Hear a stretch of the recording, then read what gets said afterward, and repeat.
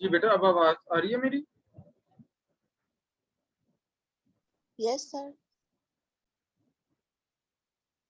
Okay जी, बिस्मिल्लाहिर्रहमानिर्रहीम। Right, आपकी जो रेफरेंस बुक है उसका पेज नंबर 63, हम प्री कॉन्सेप्शन न्यूट्रिशन डिस्कस कर रहे थे।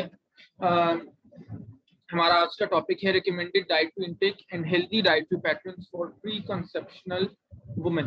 ठीक है, सो बहुत सारी चीजें हमने डिटेल में डिस्कस की कि बिफोर कंसीविंग फीमेल्स को किस तरह का उनका न्यूट्रिशनल स्टेटस होना चाहिए, क्या चीजें हैं जो उनको अफेक्ट कर सकती हैं पॉजिटिवली नेगेटिवली, किस तरह से उनकी जो फिजियोलॉजी है, रिप्रोडक्टिव फिजियोलॉजी, वो अफेक्ट हो सकती है उनकी डाइट से। ठीक है, तो आज हमने डिस्कस करना है कि एक्चुअली जब हम किसी क्लाइंट को या किसी पेशेंट को ये एक्सप्लेन करना चाह रहे हैं जो प्री कॉन्सेप्शन फेज के अंदर हमारे पास आई है बेसिकली, कि उनको क्या खाना चाहिए और कितनी अमाउंट में खाना चाहिए, तो वो what are those guidelines actually. ठीक है, तो सबसे पहला पॉइंट तो ये है कि ये हमने पहले भी डिस्कस किया था, 400 माइक्रोग्राम्स फोलिक एसिड उनको जरूर लेना चाहिए सप्लीमेंट से, in addition to dietary folate. ठीक है, 400 micrograms folic acid, 400 micrograms of folic acid उनको सप्लीमेंट से जरूर लेना चाहिए in addition to diet, in addition to diet rich in folate. फिर सेकंड, विटामिन ए का इंटेक 10,000 इंटरनेशनल यूनिट से ज्यादा नहीं होना चाहिए फ्रॉम सप्लीमेंट्स। विटामिन ए का इंटेक 10,000 इंटरनेशनल यूनिट से ज्यादा नहीं होना चाहिए फ्रॉम सप्लीमेंट्स। ठीक है, उसकी रीजन ये है कि विटामिन ए इंटेक अगर हमारा ड्यूरिंग प्रेगनेंसी उसका इंटेक ज्यादा हो या प्री प्रेगनेंसी उसका इंटेक ज्यादा हो फ्रॉम सप्लीमेंट्स स्पेसिफिकली, तो then it can cause toxicity, और उस टॉक्सिसिटी की वजह से जो डेवलपिंग फीटस है वो काफी ज्यादा इफेक्ट हो सकता है। ठीक है, तो विटामिन ए का जो यूज है ड्यूरिंग प्रेगनेंसी भी इवन, वो काफी जुडिशियल होना चाहिए, वो काफी कॉशियसली होना चाहिए। बहुत सारे ऐसे मल्टीविटामिन हम डेली बेसिस पे ले रहे होते हैं अपनी डाइट में जिनके अंदर विटामिन ए प्रेजेंट होता है। ठीक है, और डिफरेंट डिफरेंट अमाउंट्स में होता है, हमारे लिए वो कोई डेट्रीमेंटल नहीं है। लेकिन अगर एक फीमेल एक्सपेक्ट कर रही है, अगर एक फीमेल प्रेग्नेंट है, तो उनके लिए वो रेगुलर कन्वेंशनल मल्टीविटामिन जनरली हम रेकमेंड नहीं करते। प्रेगनेंसी के जो मल्टीविटामिन होते हैं वो जनरली सेपरेटली हम रेकमेंड करते हैं, वो मार्केट में सेपरेटली अवेलेबल होते हैं। ठीक है, और उसकी रीजन ये है कि ज्यादातर जो प्रेगनेंसी के मल्टीविटामिन हैं उनके अंदर विटामिन ए ऐड नहीं किया जाता। और क्यों नहीं किया जाता उसकी रीजन अभी मैंने बताई कि सप्लीमेंटल फॉर्म में अगर हम विटामिन ए लें ड्यूरिंग प्रेगनेंसी तो उससे टॉक्सिसिटी काफी ज्यादा हो सकती है। कुछ ऐसे सप्लीमेंट्स ऑल्दो मार्केट में, हमारी पाकिस्तानी मार्केट में अवेलेबल हैं जिनके अंदर विटामिन ए मौजूद होता है, लेकिन उसकी फिर डोज को मेक श्योर किया जाता है कि वो इतनी हो जो डेवलपिंग फीटस के लिए टॉक्सिक ना हो। ठीक है, तो इससे एक और बात भी पता चलती है, वो ये है कि कभी भी खुद से ही सेल्फ प्रेस्क्रिप्शन करके मल्टीविटामिन नहीं लेना चाहिए कि अच्छा जी मल्टीविटामिन ही तो लेना है, इसमें कौन सा कोई बड़ी बात। तो ये अगेन डिपेंड करता है कि कोई प्रेग्नेंट है नहीं है, लैक्टेटिंग है नहीं है, मेल है फीमेल है, किस चीज की डेफिशिएंसीज हैं, कौन से न्यूट्रिएंट्स की डेफिशिएंसीज हैं, उसके अकॉर्डिंगली आपको हमेशा अपने हेल्थ केयर प्रोवाइडर से एडवाइस लेने के बाद ही कोई मल्टीविटामिन लेना चाहिए। थर्ड पॉइंट है लिमिट और ओमिट एल्कोहल कंटेनिंग बेवरेजेस।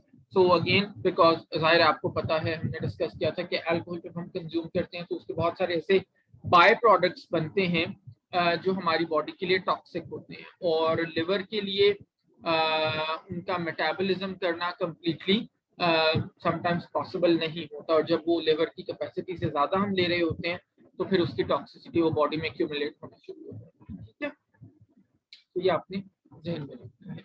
अच्छा, इसके अलावा ये है कि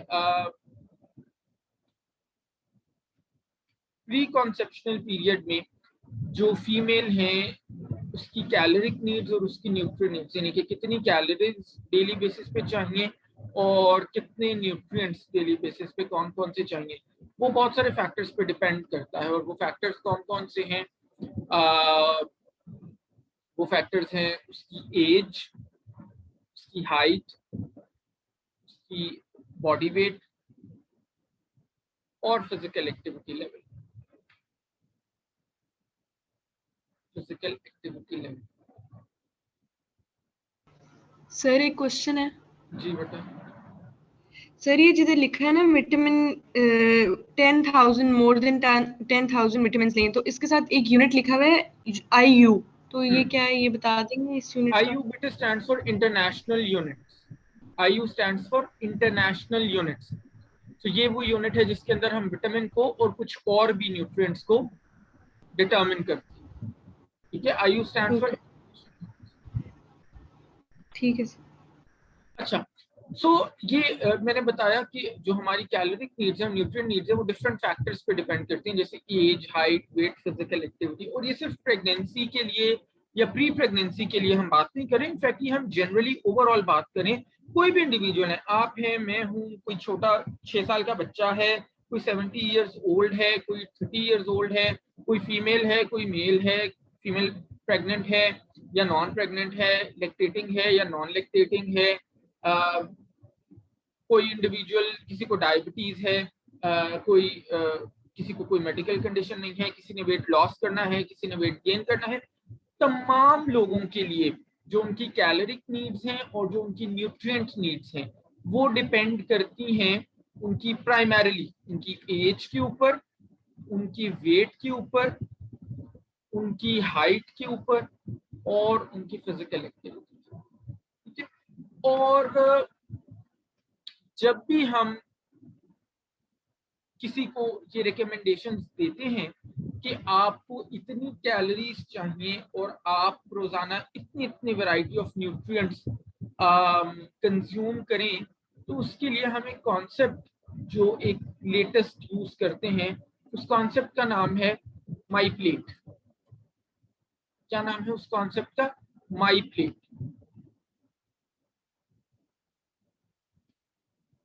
ठीक है, तो माई प्लेट कॉन्सेप्ट बेसिकली एक न्यूट्रिशन रिलेटेड फूड गाइड है which was developed by USDA, United States Department of Agriculture। ठीक है, न्यूट्रिशन रिलेटेड फूड गाइड है which was developed by USDA। और इसको डेवलप करने का मकसद क्या था? इसको डेवलप करने का मकसद ये था कि हम लोगों को ये बता सकें कि जी उनको क्या खाना चाहिए हर मील के अंदर और क्या चीजें किस फूड ग्रुप्स में से ऐड करनी चाहिए। ठीक है, तो let me share screen with you और मैं आपको दिखाता हूँ कि my plate. Now you can share, you can view this screen. अब इसके अंदर आप देख सकते हैं ऊपर लिखा हुआ है ईट वेल गाइड और ये नीचे सर्कल के अंदर एक वो बना हुआ है प्लेट। तो this is the concept of my plate. अब हम इसको जरा डिटेल से डिस्कस करते हैं ऑब्वियसली कि इसके अंदर क्या चीज और दी हुई है और कैसे, क्या उसका मतलब है। तो सबसे पहले जनाब अगर हम इस ओवरऑल कॉन्सेप्ट को देखें, थोड़ा सा मैं जूम आउट करता हूँ ताकि आपको जरा, हाँ हाँ अब ठीक है। अच्छा, अब अगर आप बेटा ये देखो तो ये बेसिकली आपकी एक मील प्लेट है। ये जो सर्कल बना हुआ है ये एक प्लेट को शो कर रहा है। ठीक है, consider this as your plate. तो अब जनाब आपने आइडियली करना ये है हर मील के टाइम के ऊपर कि आपने अपनी प्लेट को इन पोर्शंस में डिवाइड करना है एट एवरी मील। चाहे आप ब्रेकफास्ट कर रहे हो, चाहे आप लंच कर रहे हो, चाहे आप डिनर कर रहे हो, तो आपने अपनी प्लेट लेनी है।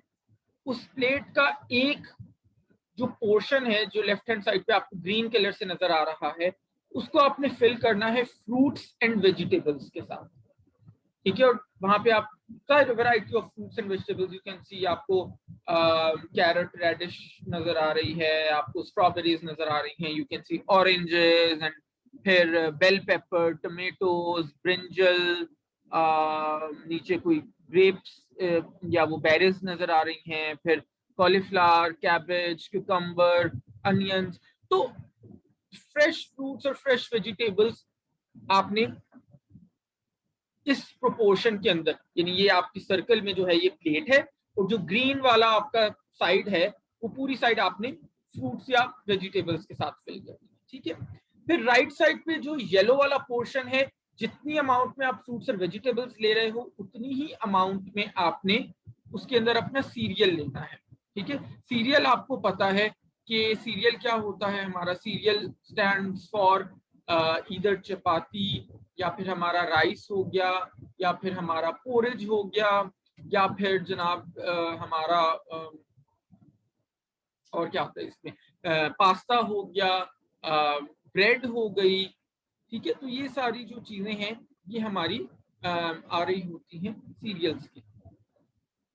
फिर नीचे अगर आप देखो तो पिंक कलर में beans, peas, lentils, fish, eggs, meat दिया हुआ है, यानी कि प्रोटीन का पोर्शन दिया हुआ है, ठीक है। प्रोटीन का पोर्शन दिया हुआ है। सो एक इतनी प्रोपोर्शन में आपने अपनी प्लेट में कुछ ना कुछ प्रोटीन ऐड करना है, भले वो आप प्लांट सोर्स का प्रोटीन ऐड करो यानी कि बीन्स, पीज या लेंटिल्स, भले वो आप एनिमल सोर्स का प्रोटीन ऐड करो यानी कि एग हो सकता है, या चिकन हो सकता है, या फिश हो सकती है, या मटन या बीफ भी हो सकता है कम अमाउंट के, ठीक है। फिर ब्लू कलर से आपको नजर आ रहा है डेयरी एंड ऑल्टरनेटिव्स, यानी कि मिल्क हो सकता है, योगर्ट हो सकता है, चीज हो सकती है, इस तरह की कोई चीज, ठीक है। और फिर बहुत एक थिन सा नैरो सा स्ट्रिप आपको नजर आ रहा है पर्पल कलर से, जहां पे एरो के साथ लिखा हुआ है ऑयल्स एंड स्प्रेड्स, यानी कि लिपिड्स वाला जो ग्रुप है, ऑयल्स एंड फैट्स वाला जो ग्रुप है। और ऑब्वियसली जैसे हम कई बार डिस्कस कर चुके हैं कि हमारा जो पाकिस्तानी कुजीन है, जाहिर है वो नेचुरली ऑयल के अंदर ही बनती है, तो उसको हम ये तो नहीं कह सकते कि हम अपनी डाइट से निकाल देंगे, या जरूरत भी नहीं है। बहरहाल fat is a very important nutrient. तो उसमें आपने आगे हेल्दी चॉइसेस चूज करें, वो भी फिर बात करते हैं कि हेल्दी चॉइसेस कौन सी, ठीक है। तो आपकी बेसिकली हर प्लेट, हर मील के टाइम पे आपने उसको आइडियली इस तरह से डिवाइड करना है। एंड अगेन लेट मी से दिस कि ये किसी एक इंडिविजुअल की बात नहीं हो रही, एक जनरलाइज्ड कॉन्सेप्ट है, चाहे वो एक बच्चा है, एक बूढ़ा है, एक यंगस्टर है आपकी तरह, यूनिवर्सिटी गोइंग स्टूडेंट है, स्कूल का बच्चा है, ऑफिस गोइंग प्रोफेशनल है, घर पे रहने वाली खातून है, XYZ कोई भी बंदा है, उसको डेली बेसिस पे अपने हर मील में इस तरह से अपनी प्लेट डिजाइन करनी चाहिए। सो अब ऑब्वियसली आपको पता है, मेरे पूछने की भी इवन जरूरत नहीं है कि आप लोगों को क्या आप अपने मील को इस तरह से प्लान करते हो, हर मील को? डेफिनेटली नहीं करते, मोस्ट डेफिनेटली नहीं करते। मे बी बाय चांस दिन में कोई एक आधा मील शायद आपका इस तरह से प्लान हो जाता हो, बट अदर देन दैट आप अपना जो रेगुलर जो आपका मील है उसको आप इस तरह से प्लान नहीं कर रहे हो, ठीक है।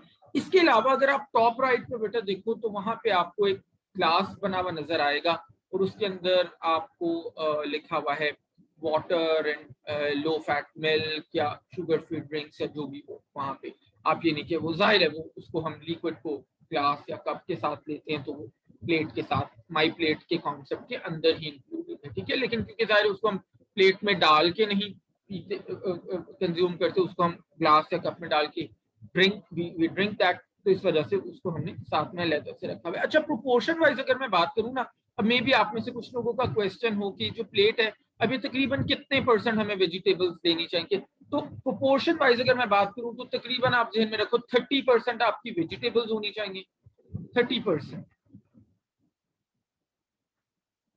20% के करीब आपका फ्रूट हो सकता है, 25% आपका सीरियल हो सकता है,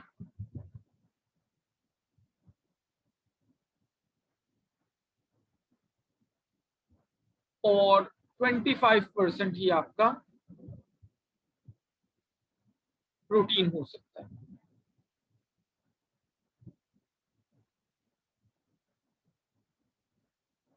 ठीक है। और जैसे मैंने बताया कि जो डेयरी का पोर्शन है वो साथ में 1 कप जो भी आप उसमें वो ले रहे हो 1 कप के बराबर। और हेल्दी जो ऑयल्स हैं उसको हम अलहदा से कोई प्रोपोर्शन में नहीं वो कहते, बस हम कहते हैं कि यूज लेस ऑयल और अच्छी फॉर्म, अच्छी क्वालिटी का वो होना चाहिए, ठीक है। ये हम कहते हैं। अच्छा, अब हम थोड़ा सा मजीद डाइसेक्ट करते हैं, थोड़ा सा मैं जूम इन करूं कि अब what are the good options जब हम बात करें हर फूड तो सबसे पहले हम बात करते हैं फ्रूट्स एंड वेजिटेबल्स की। तो यहाँ पे बेटे लिखा हुआ है, now you can see this, eat at least 5 portions of a variety of fruits and vegetables every day. ठीक है, तो वो ये कह रहे हैं कि रोजाना पूरे दिन में 24 घंटे में आप कम से कम 5 different portions fruits and vegetables के कंज्यूम करें। इस कॉन्सेप्ट का नाम है 5 अ डे। 5 न्यूमेरिकल में 5 आप लिखते हैं, 5 अ डे यानी कि दिन में 5। ठीक है, तो दिन में 5 क्या मतलब है? दिन में 5 का मतलब है कि have at least 5 different portions of fruits and vegetables on daily basis. ठीक है, हर मील की बात नहीं हो रही, ओवरऑल 24 आवर्स की बात हो रही है। पूरे 24 घंटे में आपको 5 different fruits and vegetables consume करने चाहिए। ठीक है, हर मील की बात। अब इसके अंदर जहन में एक चीज रखनी है, लेट से आप फ्रूट की बात करते हो तो आपको तो पता है कि फ्रूट का साइज कितना ज्यादा वेरी करता है। एक तरफ वाटरमेलन है which is huge in size, एक तरफ हमारे पास जनाब एप्पल या ऑरेंज है जो मीडियम साइज के होते हैं, एक तरफ हमारे पास ग्रेप्स या बेरीज होती हैं जो बहुत ही छोटे छोटे होते हैं। ठीक है, तो क्या मतलब अगर मैं वाटरमेलन ले रहा हूं तो पूरे का पूरा वाटरमेलन मेरा एक पोर्शन है? नहीं, ऐसा नहीं होता, ऐसा नहीं होता। वो हमने डिफाइन किए हुए। ठीक है, वो कैसे डिफाइन करते हैं वो फिर अभी मैं बताता हूँ। सेकंड नंबर पे अगर आप राइट साइड पे देखो सीरियल्स में तो लिखा हुआ है चूज होल ग्रेन और high fibre version with less added fat salt and sugar. तो पहली चीज तो ये करनी है कि कोशिश ज्यादा से ज्यादा ये करनी है कि जो भी सीरियल हम ले रहे हैं वो होल ग्रेन से आ रहा, बगैर चने आटे की चपाती हो, ब्राउन ब्रेड हो, इसी तरह पोरेज अगर है तो वो प्रोसेस डब्बे वाला सीरियल ना हो, होल ग्रेन सीरियल हो। अगर डब्बे वाला हो भी तो उसमें वो वैरायटी पिक करनी है जो होल ग्रेन जिस पे लिखा हो या उसका फाइबर कंटेंट अच्छा हो। ठीक है, और दूसरी चीज ये ध्यान में रखना है कि कार्बोहाइड्रेट के साथ बेइंतहा एडेड फैट या कोई सॉल्ट या बहुत ज्यादा शुगर एडेड ना हो। ठीक है, मिसाल के तौर पे पोटैटो, पोटैटो हमारा कार्बोहाइड्रेट होता है। रिमेंबर मैंने आपको पहले भी बताया था कि न्यूट्रिशन में potato is not a vegetable, potato is a carbohydrate. तो अब अगर हम लेट से पोटैटो को बॉइल्ड, एक तरफ बॉइल्ड पोटैटो है और एक तरफ फ्रेंच फ्राइज। पोटैटो बॉईल करते हुए क्या हमें कोई ऑयल चाहिए होता है? वाटर में बॉईल करते हैं ना, वी डोंट नीड ऑयल। और फ्रेंच फ्राइज बनाते हुए क्या हमें ऑयल चाहिए होता है? Yes, we do need oil. तो इसका मतलब है इस हिसाब से एडेड फैट के हिसाब से कौन सी बेटर ऑप्शन है, बॉइल्ड पोटैटो या French fries? Obviously boiled potato. ठीक है, फिर नीचे अगर आप देखो पिंक में जो पल्सेस प्रोटीन वाला ग्रुप है वहां पे लिखा हुआ है eat more beans and pulses, 2 portions of fish per week, one of which is oily, less fat and processed food. Okay, so अब प्रोटीन में आपने कोशिश ये करनी है कि ज्यादा से ज्यादा प्लांट बेस्ड प्रोटीन लें, दालें खाएं, चने खाएं, लूबियां खाएं, बीन्स खाएं। उसके साथ साथ आप जैसे मैंने कहा चिकन या फिश भी ले सकते हैं। अगर फिश आप ले रहे हैं तो फिर कोशिश करें कि आप हफ्ते में 2 बार एटलीस्ट फिश जरूर लें। हफ्ते में 2 बार, दिन में नहीं कह रहा, हफ्ते में। एक बार ऑयली फिश होनी चाहिए जिसको हम फैटी फिश भी कहते हैं, जिसके अंदर ट्यूना, मैकरल, सार्डीन्स, ये वाले फिश है। ठीक है, और एक बार हफ्ते में आपको व्हाइट फिश लेनी चाहिए जो नॉन ऑयली होती है।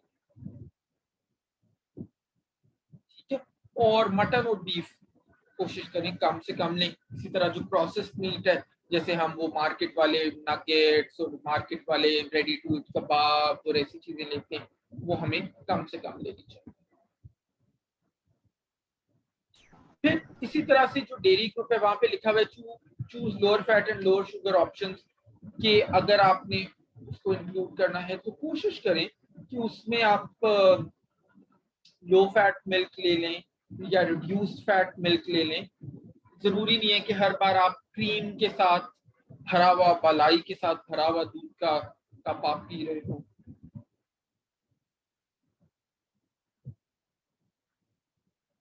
फिर ऑयल्स एंड फैट्स का लिखा हुआ है choose unsaturated and use in small amounts. एक तो कोशिश करें कम लें, दूसरा कोशिश करें कि अच्छी क्वालिटी का लें, ठीक है। जैसे कि olive oil is very good, corn oil is very good, canola oil is very good. So इस टाइप्स के ऑयल आप चूज कर सकते हैं।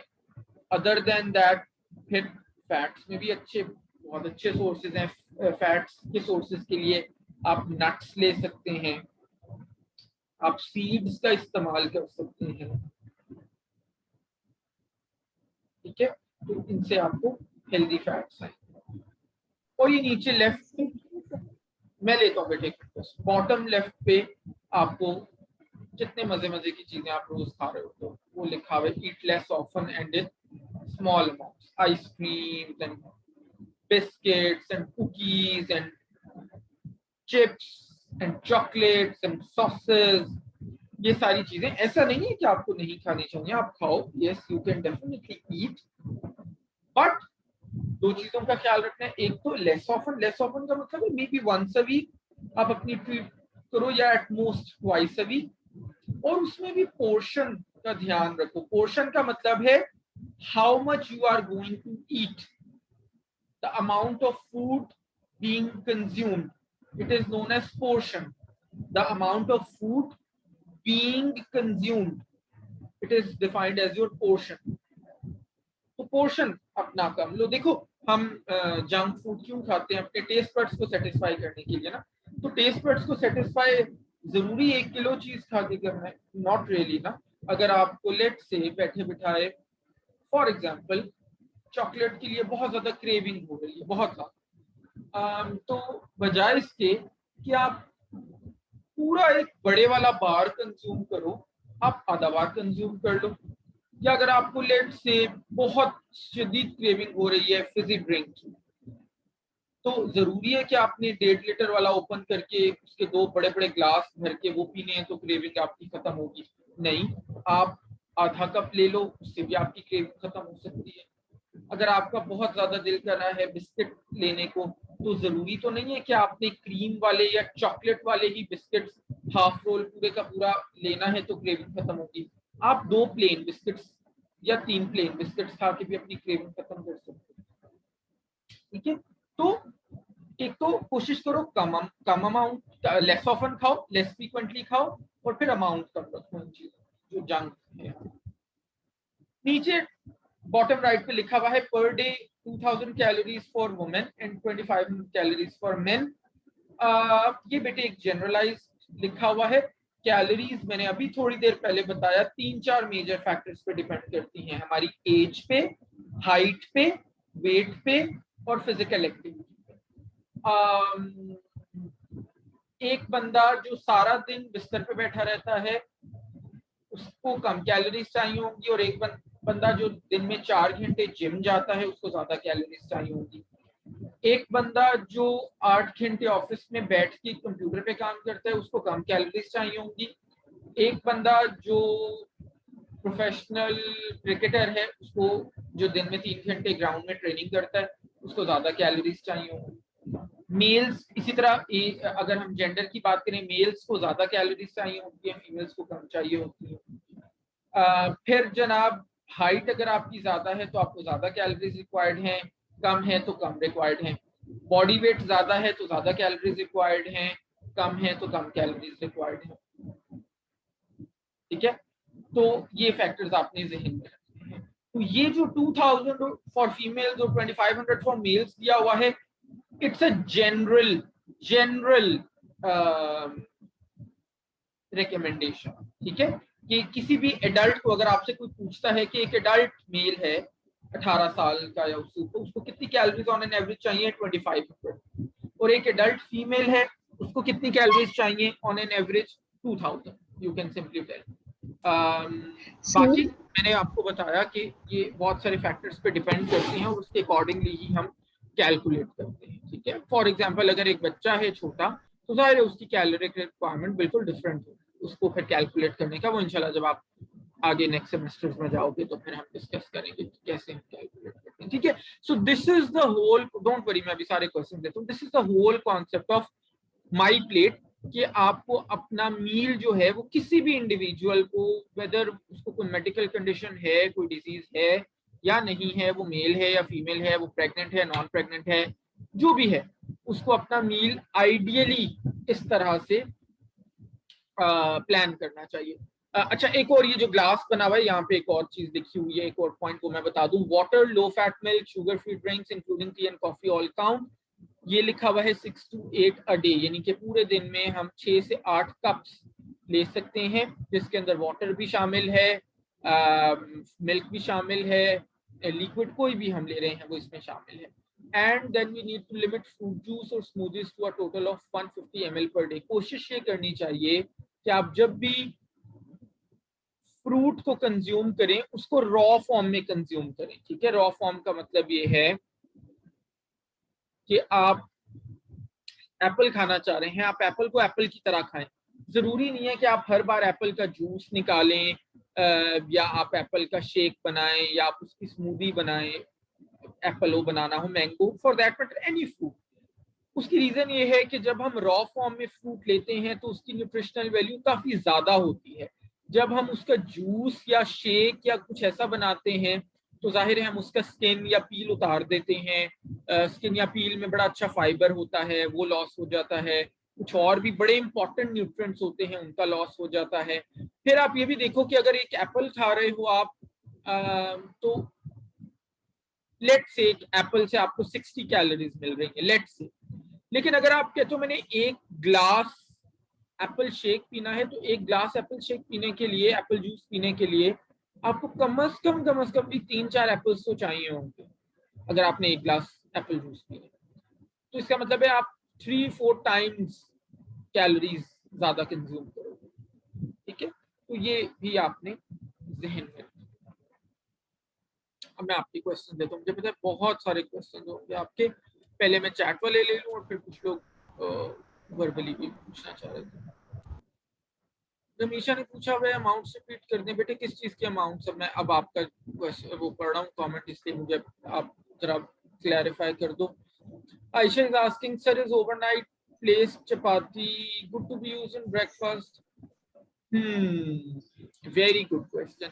अच्छा, न्यूट्रिशनली तो बेटे उसका कोई खास इशू नहीं है, आपने फूड सेफ्टी के पॉइंट ऑफ व्यू से देख लेना है। हमने डिस्कस किया था ना इत्तेफाक से लास्ट लेक्चर में, डिटेरियोरेशन एंड स्पॉइलेज, तो आप ये मेक श्योर कर लो कि फिर वो जो ओवरनाइट चपाती है उससे कोई स्मेल ना आ रही हो, उसको कोई फंगस वंगस ना लगी हो, उसकी स्पॉइलेज ना हुई, ठीक है। अदरवाइज न्यूट्रिशनल कंटेंट से कोई इतना फर्क नहीं पड़ता। हाँ, ये जरूर हो सकता है कि अक्सर जाहिर है ओवरनाइट चपाती फिर हम उसको फ्रिज में रख देते हैं और अगले दिन उसको गर्म करके खाते हैं, तो ये आप देखो कि obviously at any given point of time अगर आप मुझसे पूछते हो fresh versus non fresh food, तो मैं आपको हमेशा यही कहूंगा कि फ्रेश इज मोर न्यूट्रिशियस, क्योंकि जाहिर है जब आप फ्रिज में रखते हो या कुछ उसको स्टोर करते हो तो उसके कुछ न्यूट्रिएंट्स का लॉस हो सकता है, ठीक है। मनाहिल का क्वेश्चन है, I read that baking and sieving is better than frying, why is it so? ठीक है, ठीक पड़ा है किसी हद तक, किसी हद तक मैंने कहा। फ्राइंग में बेटे क्योंकि जाहिर है हम अक्सर चीजों को डीप फ्राई कर रहे होते हैं, उसमें ऑयल या फैट कंटेंट बहुत ज्यादा बढ़ जाता है, कैलोरीज बढ़ जाएंगी उससे, न्यूट्रिशनल वैल्यू कम हो जाएगी, कैलोरी डेंस ज्यादा हो जाएगी, तो इस वजह से so steaming is a better option. Baking is not necessarily always a very good option. Baking में कुछ ट्रांस फैट्स प्रोड्यूस हो जाते हैं हमारे फूड में, तो वो जरूरी नहीं है कि बहुत अच्छी ऑप्शन, ठीक है। If an adult is underweight he should only increase his whole grains portion, नहीं बिल्कुल बेटे जरूरी नहीं है, वो अपना लीन प्रोटीन का पोर्शन इंक्रीज कर सकता है, वो हेल्दी फैट्स का पोर्शन इंक्रीज कर सकता है, वो होल ग्रेन्स आपने जैसे कहा वो इंक्रीज करे, फ्रूट्स को इंक्रीज करे, वेजिटेबल्स को इंक्रीज करे, स्किम्ड मिल्क को इंक्रीज करे, तो सारी चीजों को इंक्रीज किया जा सकता है, बिल्कुल कोई हर्ज नहीं, कोई मसले की बात नहीं अगर वेट गेन कर। जी, किसी का वर्बली कोई क्वेश्चन था बेटे, बताओ फटाफट से। सर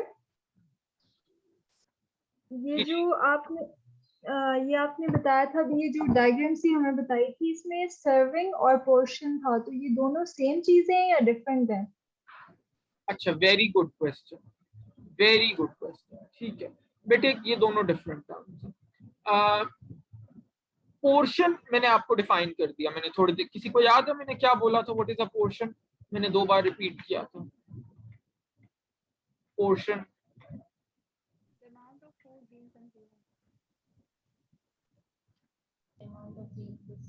शायद आपने कहा कि amount of food amount of बिल्कुल फूड जो से हम ले रहे हैं। बिल्कुल ठीक है, that's right. The amount of food being consumed, that is defined as your portion. The amount of food being consumed, that is defined as a portion.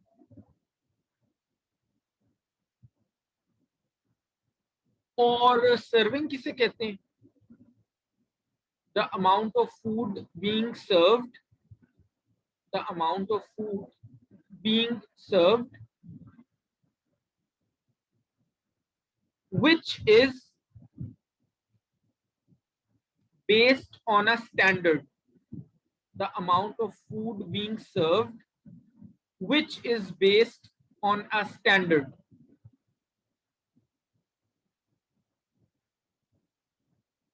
और वो स्टैंडर्ड कहां से आएगा, वो भी आपको, उसको अब सिर्फ मुझे 2 से 3 मिनट दे दो, अभी आपको उसका जवाब मिल जाएगा कि वो स्टैंडर्ड कहाँ लिखे हुए, कहाँ, कैसे पता चलेगा how much is one serving.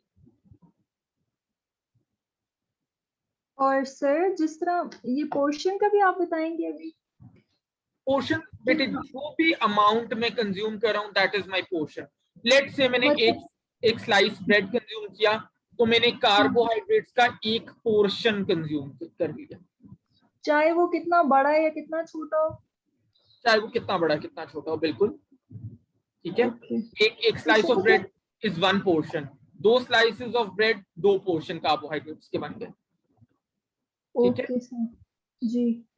और सर ये जो हम लोग ये जो आपने अभी 5 अ डे कुछ बताया था, वो समझ नहीं आई, वेजिटेबल्स के उसमें आपने कुछ 5 अ डे कहा था। ओके ओके, 5 अ डे मैं रिपीट कर देता हूँ बेटे। 5 a day is a concept which states that you should consume 5 different portions of fruits and vegetables on daily basis. 5 a day एक ऐसा कॉन्सेप्ट है जो हमें ये कहता है कि हमें रोजाना 5 डिफरेंट फ्रूट्स एंड वेजिटेबल्स के पोर्शंस इस्तेमाल करने चाहिए, ठीक है। अब वो 5 डिफरेंट कैसे होते हैं वो, और सर्विंग का स्टैंडर्ड क्या है वो, अब मैं वही बताने जा रहा हूँ। Okay, let me share screen with you again. आपकी किताब ही मैंने खुली हुई है, उसका पेज नंबर 64 है, page number 64। Now this is a very very important concept. यहाँ पे बेटा एक एग्जाम्पल दी हुई है, माई प्लेट को सामने रखते हुए 2200 calories plan है for a 28-year-old woman and a 2800 calorie plan है for a 28-year-old male। मैंने अभी थोड़ी देर पहले आपको बताया था कि मेल्स को ज्यादा कैलोरीज रिक्वायर्ड होती हैं, फीमेल्स को कम कैलोरीज रिक्वायर्ड होती है। तो एक एवरेज 28 साल का जो मेल है उसको तकरीबन 2800 कैलोरीज चाहिए, और एक एवरेज जो 28 साल की फीमेल है उसको तकरीबन 2200 calories required in daily basis. लेकिन फिर जैसे कि मैंने बताया कि ये एक जनरल आइडिया है, अगेन आपकी हाइट, आपका वेट, आपकी फिजिकल एक्टिविटी के ऊपर ये डिपेंड करती हैं चीजें। और अगर आप इस टेबल में देखो तो लेफ्ट हैंड साइड पे आपको नजर आ रहा है, उन्होंने हर चीज डिफाइन करके बताई हुई है। जैसे ऊपर लिखा हुआ है for a 28-year-old women weighing 130 pounds, height 5'6", physically active 30 to 60 minutes a day। इसी तरह नीचे लिखा हुआ है 28-year-old man weighing 164 pounds, 5'10" tall, physical activity 30 to 60 minutes per day। ठीक है, तो डिफाइन क्यों है, एज भी, हाइट वेट भी, फिजिकल एक्टिविटी, ठीक है। तो एक चीज तो ये जहन में रखो। जब हम कह रहे हैं कि इतनी कैलोरीज और उतनी कैलोरीज, तो वो डिपेंड करता है इन फैक्टर्स। अच्छा, अब जरा आगे देखो फूड ग्रुप्स में। ये वही फूड ग्रुप्स हैं जो सारे हमने माई प्लेट में पढ़े हैं अभी, के होने चाहिए हर वक्त आपकी प्लेट के अंदर हर मील के टाइम। ग्रेन्स हमने पढ़ा, वेजिटेबल्स पढ़ी, फ्रूट्स पढ़े, डेयरी पढ़ा, प्रोटीन पढ़ा, ऑयल्स पढ़ा। ऐसे ही ये सारा हमने कहा कि हर मील पे आपके प्लेट में होने चाहिए। यही हमने कॉन्सेप्ट डिस्कस किया ना, ठीक है। तो अब ये टेबल हमें बता रहा है कि पूरे दिन में हमें कितना ग्रेन्स लेने चाहिए। Grains means serial. पूरे दिन में कितनी वेजिटेबल्स लेनी चाहिए। अभी एक मील की बात नहीं हो रही, सो डोंट गेट कंफ्यूज्ड, पूरे दिन की बात हो रही है। कितना फ्रूट्स लेने चाहिए, कितना डेयरी लेना चाहिए, कितना प्रोटीन लेना चाहिए और कितना ऑयल लेना चाहिए। ऊपर फीमेल का दिया हुआ है, नीचे मेल का दिया हुआ है। अच्छा, सबसे पहले ग्रेन्स या सीरियल्स की बात करें। ग्रेन्स में लिखा हुआ है 7 ऑन्स फीमेल को और मेल को 10 ऑन्स। अब नीचे बेटे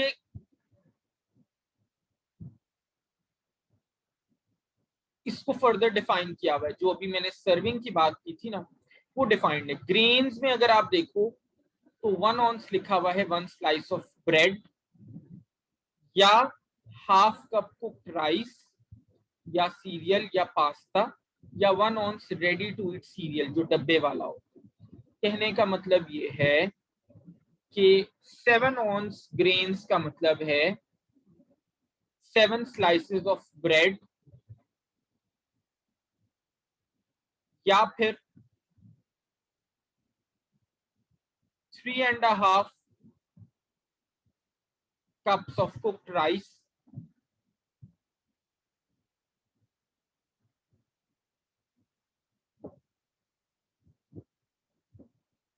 या फिर 7 ऑन्स ऑफ ब्रेकफास्ट सीरियल, वो जो डब्बे वाला आप खाते हो।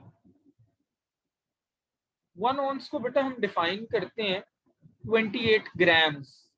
28 grams, 1 ounce equals to 28 grams. तो अगर 1 ऑन्स 1 स्लाइस ऑफ ब्रेड है, तो इसका मतलब ये भी हमें इससे पता चला कि एक ब्रेड का स्लाइस जब हम उठाते हैं ना, तो उसका वेट तकरीबन 28 ग्राम्स होता है।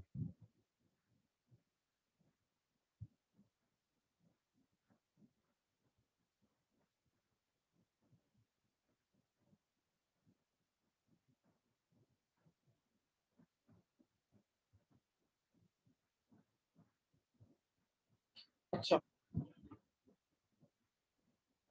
इसी तरह से फिर आगे हम वेजिटेबल्स के ऊपर अगर आए तो लिखा हुआ है 3 कप्स फीमेल के लिए। 1 कप वेजिटेबल का मतलब है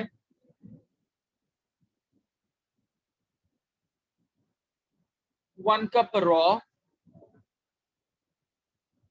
या फिर हाफ कप कुक्ड। 1 कप हम डिफाइन करते हैं 250 ग्राम्स। 250 ग्राम्स, जिसको हम उर्दू में क्या कहते हैं, एक पाव। 1/4 ऑफ अ किलो।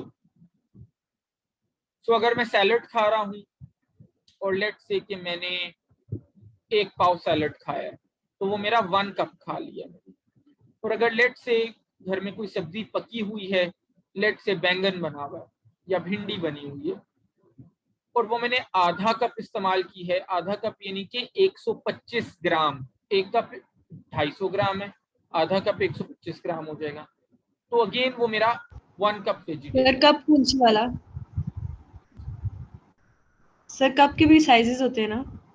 हाँ, कप का साइज अभी बेटा मैंने बताया 250 grams. 1 cup equals to 250 grams. दिखाऊं आपको कप का साइज 250 ग्राम्स कौन से वाला होता है? चलो, एक दे दो, मेरे पास पिक्चर पड़ी हुई है 250 ग्राम्स वाले कप की, मैं आपको दिखा देता हूँ।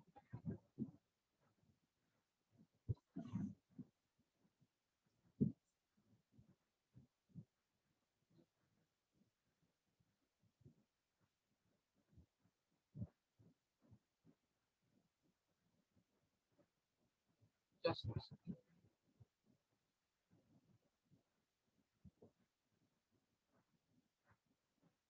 ओके, ये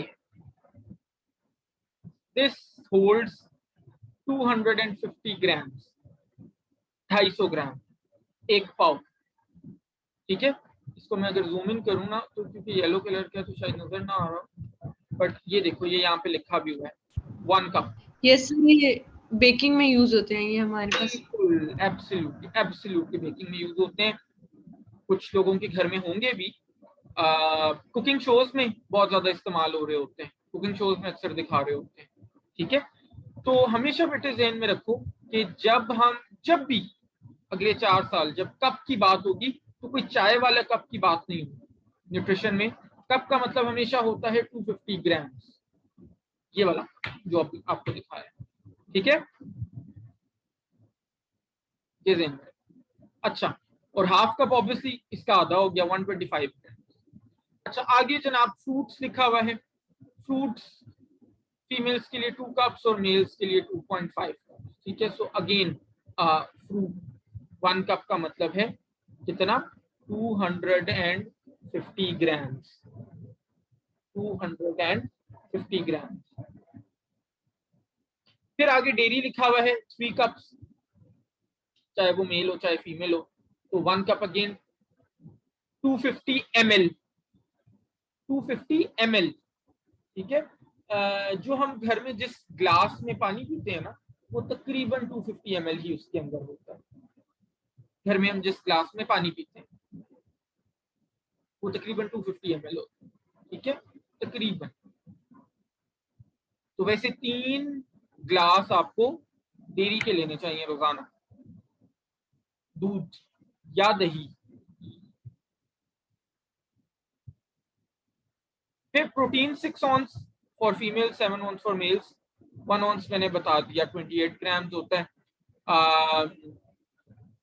आप अंडरस्टैंडिंग के लिए सिंपली समझा सकते हो किसी को, 28 ग्राम या 1 ऑन्स का मतलब है चिकन या फिश या मटन का एक छोटी बोटी, छोटा पीस जो आपकी हथेली पे पूरा आ जाता है, छोटा वाला पीस, दैट इज 1 ऑन्स,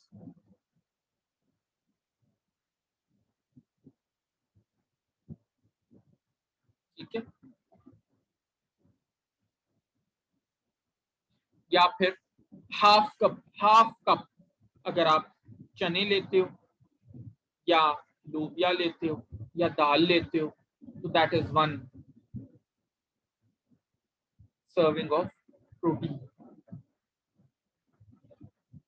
और एंड पे ऑयल आ जाता है, ऑयल लिखा हुआ है 6 teaspoon females, 8 teaspoon males. 1 teaspoon is 5 ml, 1 teaspoon is 5 ml।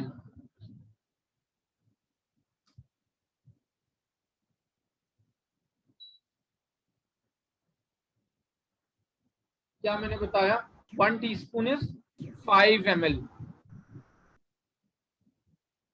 जो जिस चम्मच से आप चाय में चीनी मिक्स करते हो, that is a teaspoon.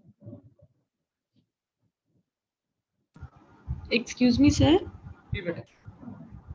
Sir ये सारा कुछ एक दिन में खाना है? हाँ जी, ये एक डे की रिक्वायरमेंट है। सर अगर इतना ज्यादा खाएंगे तो फिर तो वेट नहीं गेन हो जाएगा बहुत ज्यादा? नहीं बेटे, बिल्कुल भी नहीं होगा। देखो अब ये आपको दिखने में ज्यादा लग रहा है, मैं आपको समझा देता हूँ। देखो, स्टार्टिंग फ्रॉम ग्रेन्स, चलो मेल्स की हम बात कर लेते हैं, नीचे वाली पे डिस्कस कर लेते हैं। 10 ऑन्स ग्रेन्स लेने हैं। 10 ऑन्स का मतलब है जनाब, okay let's divide this, 3 slices of bread breakfast में खा लिए। मेल 3 स्लाइसेस खा लेते हैं ब्रेकफास्ट में या नहीं खा सकते, बहुत ज्यादा है? खा लेते हैं। आराम से खा लेते हैं ना। 28 साल का एक यंग लड़का है वही खा लेगा, जी जी। ठीक है, ओके। 3 ऑन्स वहां से आ गया ब्रेकफास्ट में, ओके।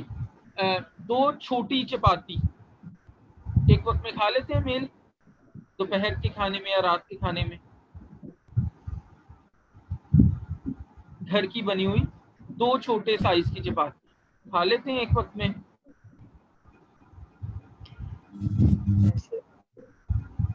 इसका क्वेश्चन है बेटे, अब मुझे आप रिस्पॉन्ड करोगे तो समझाऊंगा। जी सर खा लेते होंगे, पता नहीं, घर मतलब में कोई खा मेल लेते नहीं हैं है? सर।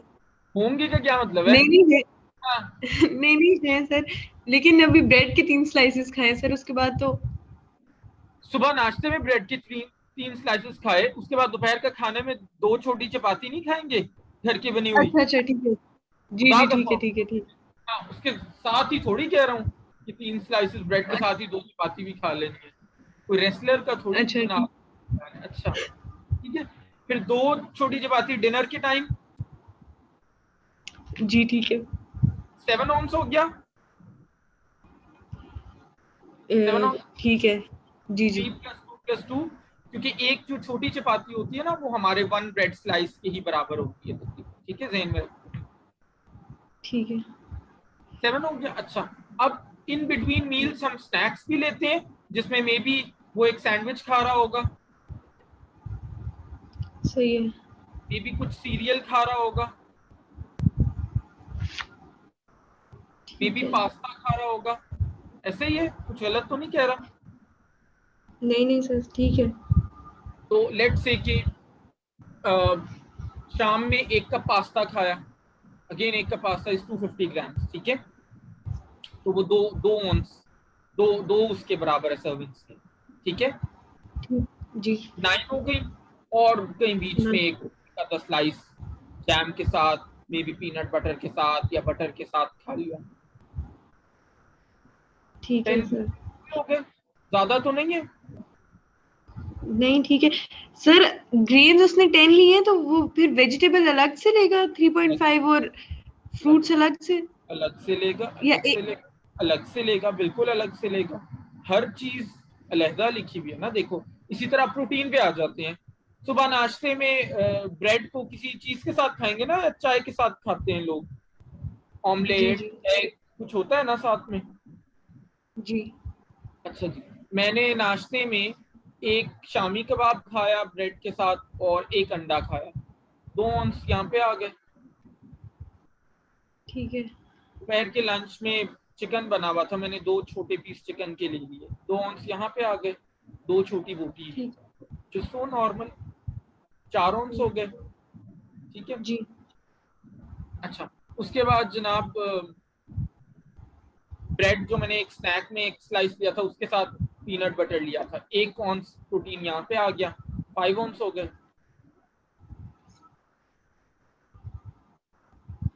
ठीक है? एक मैंने हैंडफुल ऑफ नट्स ले लिया था, 10-12 मैंने वो खा लिए थे नट्स, आमंड्स, पिस्ताशियोज, वॉलनट्स, जो भी मिक्स मुझे मिले,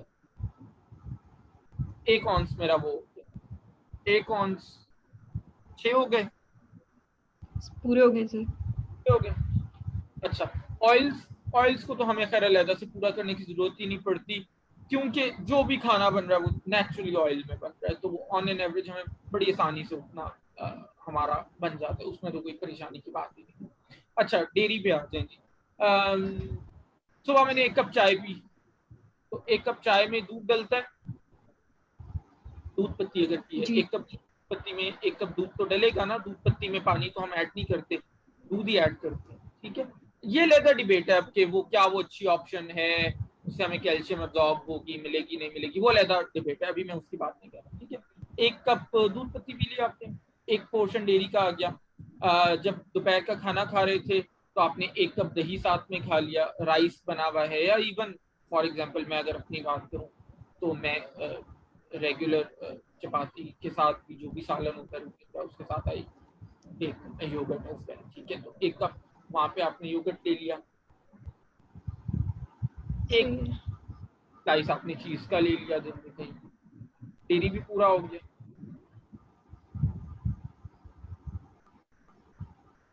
ठीक है? हो गया। जी जी सर। अब जनाब आगे वेजिटेबल्स पे अगर हम आ जाए, तो हमने कहा जी 1 कप रॉ या हाफ कप कुक वेजिटेबल्स, ठीक है?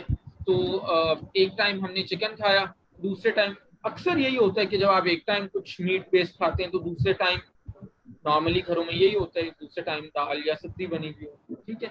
तो एक टाइम हम चिकन खा चुके हैं, दूसरे टाइम हम वेजिटेबल है, तो लेट से 1 कप आपने कुक वेजिटेबल खा ली, which is again so normal, 1 cup कोई ज्यादा नहीं, तो आपने 1 कप कुक वेजिटेबल खाई तो वो 2 पोर्शन आपके आ गए वहां से, और साथ में आपने कुछ रॉ वेजिटेबल दिन में कोई सैलड की फॉर्म में कुछ ले लिया, वो आपका वहां पे पूरा हो गया। अच्छा, फ्रूट्स की अगर हम बात करें तो 2 कप्स लिखा हुआ है यहाँ पे, तो 1 कप आपने फ्रूट का जूस, फ्रेश फ्रूट का पी लिया दिन में,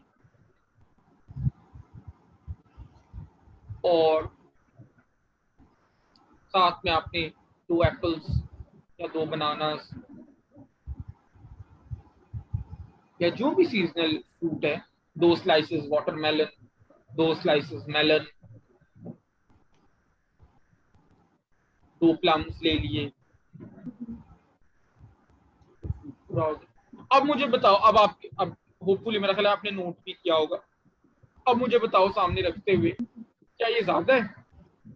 तो उतना ही बेटा जितना हम रूटीन में खा रहे होते हैं। हाँ, प्रॉब्लम पता है क्या आती है, देखो हमने इसमें वो चीजें ऐड नहीं की जो हम हर वक्त खाते हैं, हमने इसमें समोसे नहीं ऐड किए, हमने इसमें फ्रेंच फ्राइज ऐड नहीं किए, हमने इसमें लेस के चिप्स ऐड नहीं किए, हमने इसमें चॉकलेट्स ऐड नहीं की, हमने इसमें बर्गर ऐड नहीं किया, ऐसा ही है जी ना? सर। ठीक है, तो अगर जी उन जी चीजों को सर। मिनिमाइज करते हो, उन चीजों को मिनिमाइज करते हो, तो पूरे दिन में ये चीजें आप बड़ी आसानी से कंज्यूम कर सकते हो। और जस्ट इमेजिन कि आपकी जो न्यूट्रिशनल वैल्यू कितनी इंक्रीज हो जाएगी और आपकी हेल्थ कितनी इंप्रूव हो सकती है, ऐसा है या नहीं है? बिल्कुल। जी जी है सर। और again remember, we are not saying कि ये चीजें आपने कंज्यूम करनी ही नहीं है। हमने अभी 2 रूल्स पढ़े थे जंक फूड के, एक तो ईट लेस फ्रिक्वेंटली, हफ्ते में 1 बार खाएं, 2 बार खाएं, गुड, नॉट अ प्रॉब्लम। दूसरा हमने कहा कम पोर्शन, छोटे पोर्शन में खाएं। ठीक है, जरूरी नहीं कि पूरा पूरा वो जो डील्स आ रही होती है ना सो कॉल्ड, वो इसी तरह बेवकूफ बनाते हैं ना हमें। क्या होता है जी, buy 2 shawarmas and get 1 250 ml coke free, आती है ना ऐसी डील्स।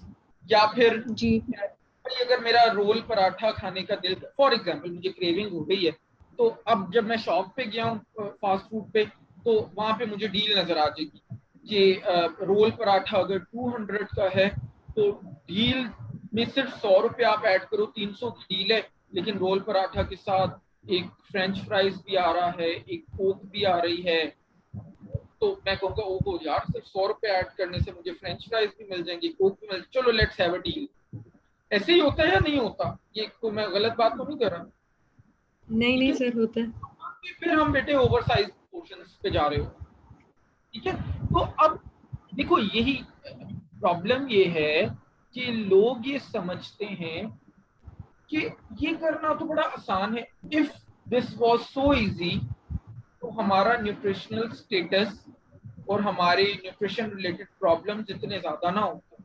अगर ये चीज इतनी ही आसान है और इतनी ही सिंपल और इतनी ही स्ट्रेट फॉरवर्ड है, मैं आपको चैलेंज करके देता हूँ, आज लंच और डिनर में अपनी माई प्लेट का जो कॉन्सेप्ट पड़ा है, अपनी प्लेट को ऐसे बनाने की कोशिश करो, आपको लग पता जाएगा। आप एक मील पे तो शायद बना लो, दूसरे मील के टाइम, तीसरे मील के टाइम, चौथे मील के टाइम बड़ा मुश्किल हो जाएगा आपको। ठीक है, तो कंसिस्टेंटली रोजाना हर मील के वक्त इस तरह से अपनी प्लेट को डिजाइन करना, it poses a lot of challenges. ठीक है, अब प्रैक्टिकल इश्यूज भी बेटे बहुत सारे आते हैं। लेट्स से मैं ऑफिस में बैठा हूँ, लंच टाइम है, तो रोजाना ऐसे होता ही है, कम से कम हफ्ते में 5 दिन तो होता है मेरे साथ, तो बल्कि 7 दिन ही होता है, 2 दिन हॉस्पिटल में लंच आता है, 5 दिन यूनिवर्सिटी में आता है।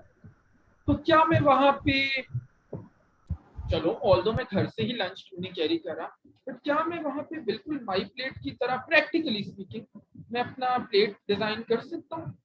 मेरा नहीं ख्याल, मुश्किल है, बहुत मुश्किल है। मैं घर से शायद चपाती कैरी कर लूँ, चलो मे भी कुछ सालन कैरी कर लूँ, वेदर वो वेजिटेबल हो या चिकन हो, बट क्या मैं साथ में दही भी उठा के ला रहा हूँ या दूध भी ला रहा हूँ, साथ में मैंने कोई उसका वो कोई प्रोटीन भी अलग से, कोई स्पेशली चिकन भी बनाया हुआ है या कुछ फिश भी बनाई हुई है, हर मील के टाइम पे डेली बेसिस पे मैं बात कर रहा हूँ। तो क्या ये सब कुछ वर्क प्लेस पे या यूनिवर्सिटी आप आते हो या कॉलेज जाते हो, क्या पॉसिबल है प्रैक्टिकली करना?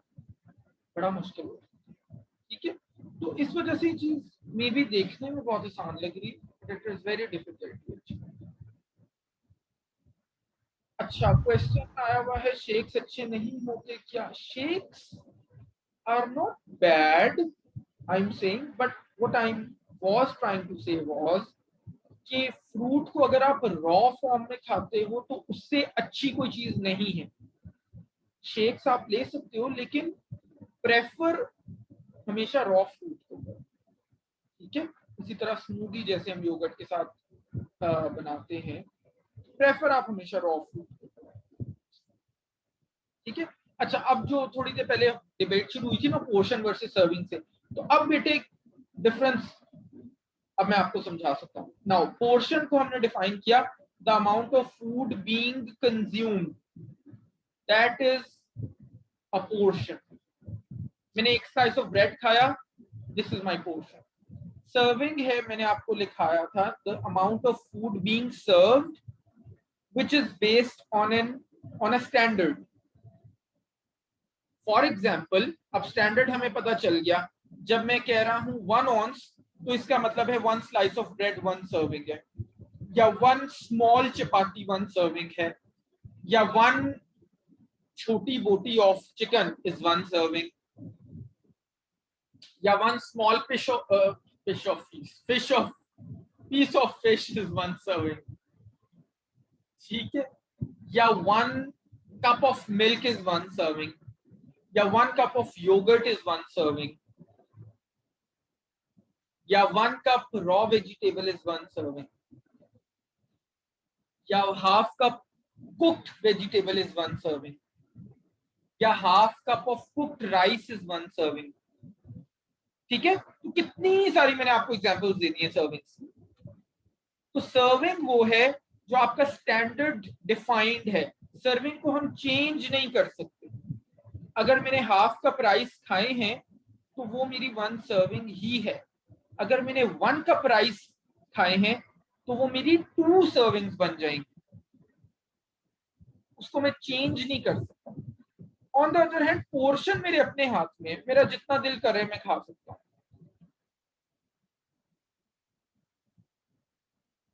ये बात समझ आई है? Servings are standards which we cannot change on our own.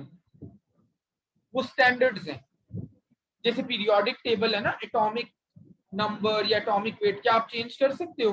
नहीं कर सकते ना, स्टैंडर्ड्स है ना वो। या वैल्यू ऑफ क्या वो होती थी 9.8 ग्रेविटेशनल फोर्स मीटर पर, क्या था, मीटर्स पर सेकंड स्क्वायर, जो भी है, या पाए की वैल्यू है 3.14, जो भी, क्या आप इनको अपनी अपनी मर्जी से चेंज कर सकते हो? नहीं, ये फिक्स्ड है, ये स्टैंडर्ड्स हैं, ये रेफरेंसेस हैं। इसी तरह न्यूट्रिशन में जो सर्विंग्स हैं वो फिक्स्ड हैं, वो रेफरेंसेस हैं, वो स्टैंडर्ड्स हैं। पोर्शन को हम चेंज कर सकते हैं, यानी पोर्शन को चेंज करने से मुराद ये है कि मैं जितना खा रहा हूं वो मेरा पोर्शन है।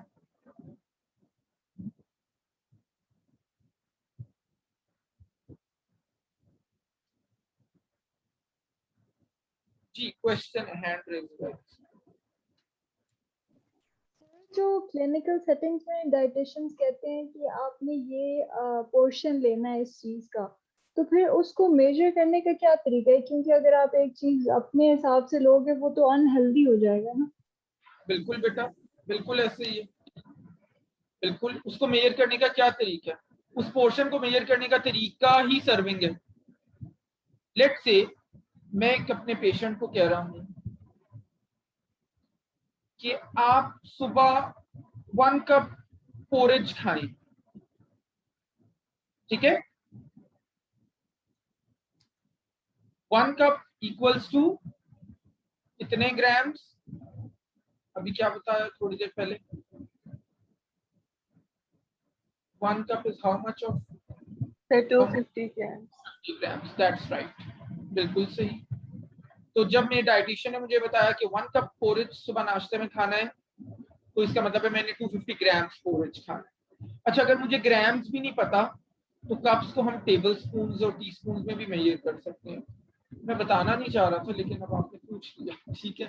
1 cup equals to 16 tablespoon, 16 tablespoon. तो अगर आपको ग्राम समझ में नहीं आती तो आप सिंपली, अच्छा ये कुक्ड होता है, ये ध्यान में रखना है, ये कुक्ड होता है हमेशा। तो सिंपल आपने क्या करना है, आपने पोरेज पकाया, पोरेज बनाया अपने लिए, गिन के काउंट करके अपनी प्लेट में 16 या अपने बोल में 16 टेबल स्पून डाल लें, 1 कप हो गया आपका। हाफ कप राइस हमने कहा 1 सर्विंग होते हैं ना, अगर आपको हाफ कप समझ नहीं आ रहा या 125 ग्राम समझ नहीं आ रहा तो आप गिन के 8 टेबल स्पून राइस अपनी प्लेट में डाल लें, तो आपका हाफ कप हो जाएगा राइस।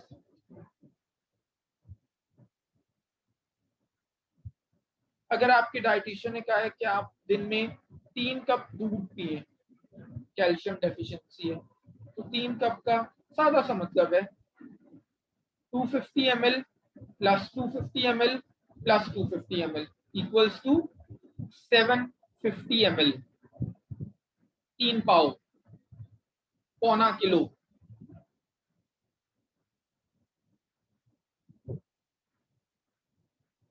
तीन वो ग्लास जिसमें हम पानी पीते हैं घर में, मीडियम साइज। अगर आप 3 बार वो पी लेंगे तो 750 ml दूध आप ले लेंगे। अगर आपका डाइटिशियन कहते हैं कि आप दिन में 3 ऑन्स चिकन खाएं, इसका मतलब है आपने दिन में 3 छोटी बोटी चिकन खाएं। अगर आपका डाइटिशियन कहता है कि आपको दिन में ज्यादा से ज्यादा 4 टीस्पून ऑयल लेना चाहिए, तो आप उसी के अकॉर्डिंगली 4 टीस्पून ऑयल ऐड करें।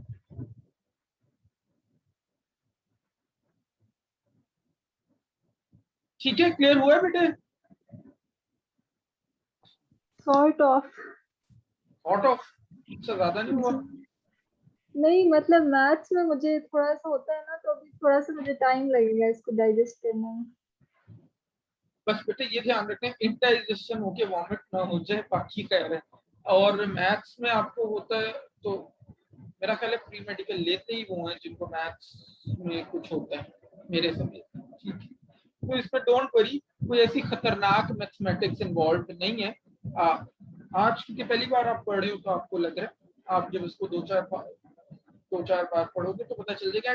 परेशानी की बात नहीं है, जो फील्ड आपने चूज किया सारी जिंदगी आपने कप्स और टी स्पून और टेबल स्पून और ml और ग्राम ही बताने, ठीक है। तो वो आपको सोते हुए भी कोई उठा के कुछ जगाएगा ना कि यूनिवर्सिटी का टाइम हो गया, तो आपने आगे से उसको नींद में 16 टेबल स्पून और 1 कप और आधा कप ही बता रहे हो, ठीक है। तो परेशानी की बात है, पता चल जाएगा।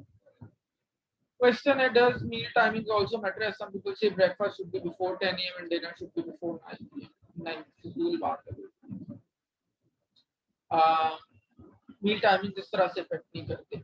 अगर मेरा नाइट शिफ्ट में मैं जॉब करता हूँ और मेरा डिनर 9 बजे से पहले हो जाएगा तो मैं तो मरने वाला हो जाऊंगा अपनी जॉब के अंदर, रात के 8 घंटे जो मुझे जाग के काम करना है, ठीक है। ऐसा नहीं है, हाँ मील टाइमिंग इस हद तक जरूर इम्पोर्टेंट है और पर्सपेक्टिव से। फॉर एग्जाम्पल, उठने के 30 मिनट्स के अंदर आपका ब्रेकफास्ट हो जाना चाहिए।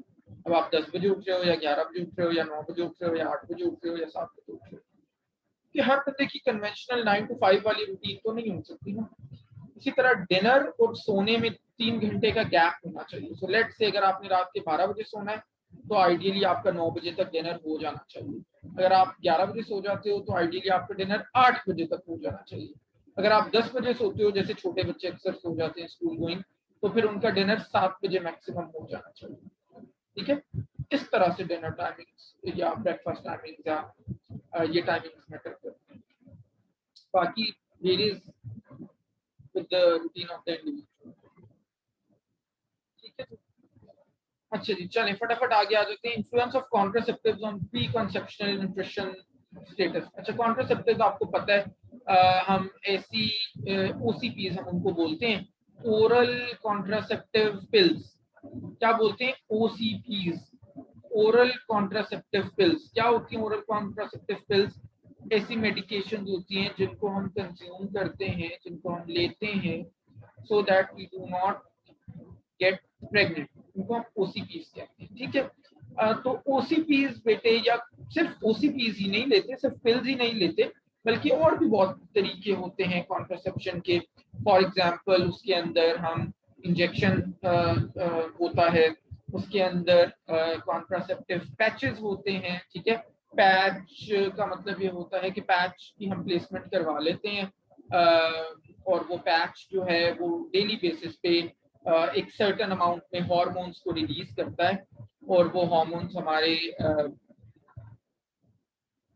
ब्लड स्ट्रीम में जाके प्रेगनेंसी को प्रिवेंट करते हैं। ठीक है, फिर इसी तरह से कुछ इंट्रायूट्रिन डिवाइसेस होती हैं, आईयूडीज हम उनको बोलते हैं, तो आपकी यूट्रस में रख देते हैं। It's a small T shaped device, so जिसकी वजह से प्रेगनेंसी नहीं हो पाती। ठीक है, तो डिफरेंट टाइप्स के कॉन्ट्रासेप्टिव होते हैं। तो प्रॉब्लम ये है कि while these are quite effective in preventing pregnancy, इनके कुछ साइड इफेक्ट्स होते हैं, और वो साइड इफेक्ट्स न्यूट्रिशन रिलेटेड भी होते हैं। ठीक है, तो ये यहाँ पे दिया हुआ है कि कौन से डिफरेंट कॉन्ट्रासेप्टिव हैं, इनको आप पढ़ सकते हैं, और वो किस तरह से किन हार्मोन्स को ब्लॉक करते हैं। वो आपने ये पैराग्राफ यहाँ से पढ़ लेना, फर्स्ट पैराग्राफ।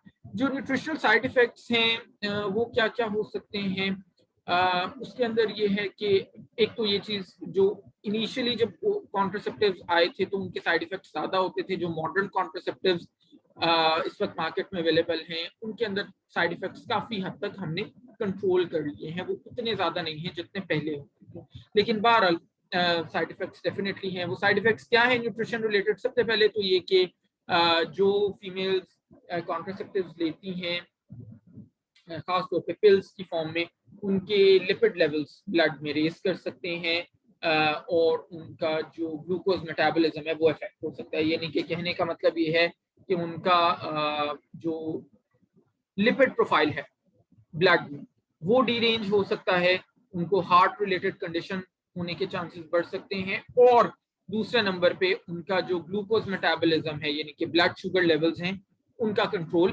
खराब हो सकता है। फिर इसके अलावा ये है कि ऐसी खवातीन में वेट गेन करने की टेंडेंसी ज्यादा हो सकती है। जो खवातीन कंटिन्यूसली ओसीपीज यूज करती हैं, उनको वेट गेन का प्रॉब्लम आ सकता है। ठीक है, फिर ऐसी फीमेल्स में इंसुलिन रेजिस्टेंस बढ़ सकती है, यानी कि उनकी बॉडी इंसुलिन को एफिशिएंटली यूज करने की एबिलिटी उसमें उनमें कम हो सकती है। इसी तरह से कुछ स्टडीज में हमने ये भी देखा है कि जो females over a longer period of time OCPs लेती हैं, उनको ब्लड प्रेशर के प्रॉब्लम्स हो सकते हैं।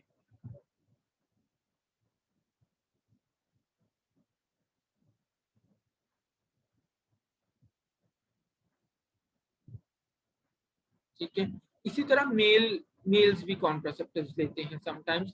तो मेल्स के अंदर ये है कि एज सच कोई बहुत directly nutrition related side effects तो नहीं आते, बट ये है कि स्पर्म काउंट उनका डिक्रीज हो सकता है अगर मेल्स कॉन्ट्रासेप्टिव्स ले रहे हों किसी फॉर्म में। बट ये है कि as soon as they stop taking those contraceptives, तो फिर उनका जो स्पर्म काउंट है that can become back to normal.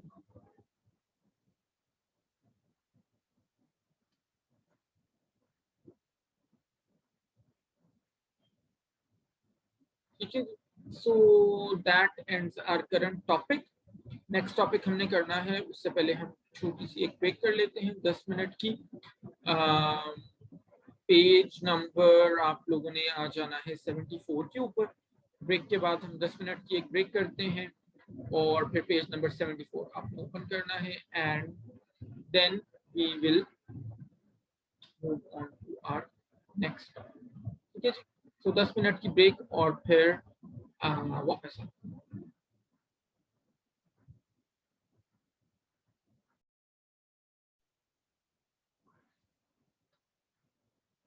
Okay जी, वी आर बैक। अच्छा बेटे, आपने जो मैसेज किया मुझे एंड पे रिमाइंड कराना, ठीक है? अभी हम लेक्चर फटाफट कर लें, अभी काफी चीजें हमने आज करनी है, मुझे आप एंड पे रिमाइंड कराना। ओके जी, पेज नंबर मैंने आपको बताया था 74। टॉपिक है negative energy balance and fertility. Negative energy balance and fertility. अच्छा, हमारा जो एनर्जी बैलेंस होता है ना बॉडी में, उसका मतलब ये होता है कि जितनी एनर्जी का हम इनटेक कर रहे हैं उतनी ही एनर्जी हम एक्सपेंड कर रहे हैं।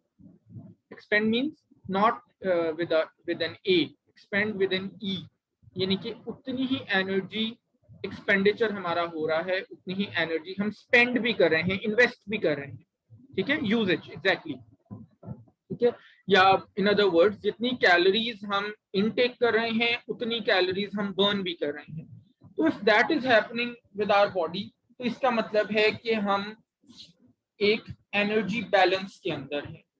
इसके अंदर है एनर्जी बैलेंस के अंदर, ठीक है? कहने का मतलब ये है कि ना तो हम वेट गेन करेंगे और ना हम वेट लूज करेंगे, ठीक है? ऑन द अदर हैंड, अगर हमारा पॉजिटिव एनर्जी बैलेंस हो, पॉजिटिव एनर्जी बैलेंस, तो हमारा इनटेक एनर्जी का ज्यादा होगा और एक्सपेंडिचर कम होगा। As a result of that, we will gain weight. Positive energy balance, we will gain weight. और अगर हम चाहते हैं कि हमारा वेट लॉस हो, तो हमें क्या करना पड़ेगा? नेगेटिव एनर्जी बैलेंस में जाना पड़ेगा। नेगेटिव एनर्जी बैलेंस का मतलब है कि हमारा इनटेक कम हो और हमारा एक्सपेंडिचर ज्यादा हो। इनटेक कम हो और हमारा एक्सपेंडिचर क्या हो? ज्यादा हो। सर इस बात को दोबारा रिपीट करें, नहीं समझ आ रही इस बात की। अच्छा बेटा, मैंने बताया कि हमारी बॉडी में हम फूड कंज्यूम करते हैं किस लिए? सो दैट हमें कैलोरीज मिले, हमें एनर्जी मिले, ऐसा ही है। और इसके अलावा हम पूरे दिन में हमें एनर्जी रिक्वायर्ड होती है स्पेंड करने के लिए, यूज करने के लिए for different activities, starting from moving our hands to breathing to respiration, excretion, to all the metabolic reactions occurring inside our body, to move from one place to another, to stand up, to sit down, to go to washroom, to go to office, to drive the car, to do some sports. इन सारी चीजों के लिए energy चाहिए होती है obviously, और इन सारी चीजों में एनर्जी स्पेंड हो रही होती है, इन्वेस्ट हो रही होती है, ऐसा ही है। तो एक तरफ एनर्जी इनटेक है और दूसरी तरफ एनर्जी एक्सपेंडिचर है। अगर हमारा इनटेक ज्यादा है, एक्सपेंडिचर कम है, तो this is known as positive energy balance, और हमारा weight as a result of this gain होगा। अगर हमारा एनर्जी इनटेक कम है और एक्सपेंडिचर ज्यादा है, this is known as a negative energy balance, और इससे हमारा वेट लूज होगा। मैं कम खा रहा हूं और स्पेंड ज्यादा कर रहा हूं, तो एनर्जी नेगेटिव में जाएगी ना। आप पैसे अकाउंट में कम डाल रहे हैं और खर्च ज्यादा कर रहे हैं, तो अकाउंट बैलेंस नेगेटिव होगा या नहीं होगा? नेगेटिव ही होगा ना। डाल कम रहे हैं और स्पेंड, 100 रुपए मैंने अपने अकाउंट में डाले, लेकिन जो पिछले पड़े हुए थे 110 मैंने खर्च किए, तो ये पॉजिटिव है या नेगेटिव है? नेगेटिव है ना ऑब्वियसली। 100 रुपए मैंने अपने अकाउंट में डाले और खर्च 90 रुपए किए, तो 10 रुपए बच गए ना। इसका मतलब है ये पॉजिटिव बैलेंस हो गया। अब समझ में आया? जी सर आ गया। ओके। सो अब प्रॉब्लम बेटे ये होता है कि जब नेगेटिव एनर्जी बैलेंस हो तो वो हमारी फर्टिलिटी को नेगेटिवली ही इफेक्ट कर रही होती है। कहने का मतलब ये है कि बिफोर कंसेप्शन वेट लूज करना या नेगेटिव एनर्जी बैलेंस होना, जैसे अंडरवेट लोग होते हैं, उनके लिए it can affect their pregnancy, chances of pregnancy negatively, ठीक है, and it can lead to the development of hypothalamic amenorrhea. Hypothalamic amenorrhea आपको डिफाइन इस आपकी बुक में किया हुआ है इसको। सो ये एक ऐसी कंडीशन होती है जिसके अंदर मेंस्ट्रुएशन नहीं होती। क्यों नहीं होती? टर्म क्या है? हाइपोथैलेमस। क्यों नहीं होती? Because hypothalamus which is a part of the brain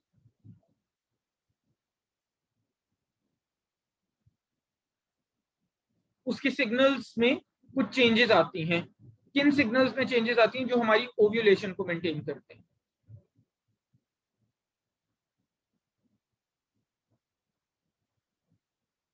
और हाइपोथैलेमिक एमिनोरिया के दो और नाम होते हैं, एक इसको वेट रिलेटेड एमिनोरिया भी कहते हैं और फंक्शनल हाइपोथैलेमिक एमिनोरिया भी कहते हैं।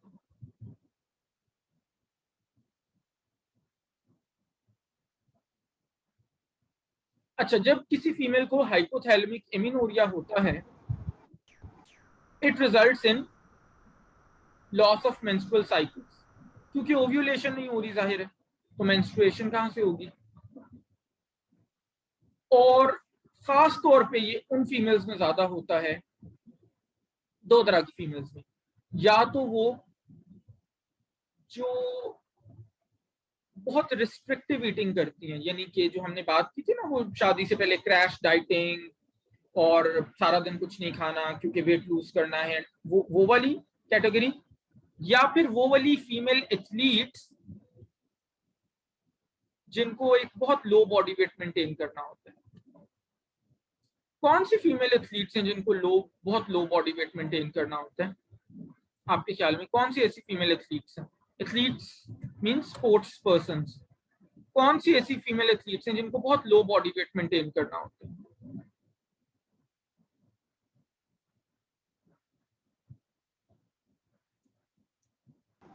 नहीं पता सर। क्यों? गेम स्पोर्ट्स देखते नहीं हो? चिराग किधर है? लड़के तो देखते हैं ज्यादा।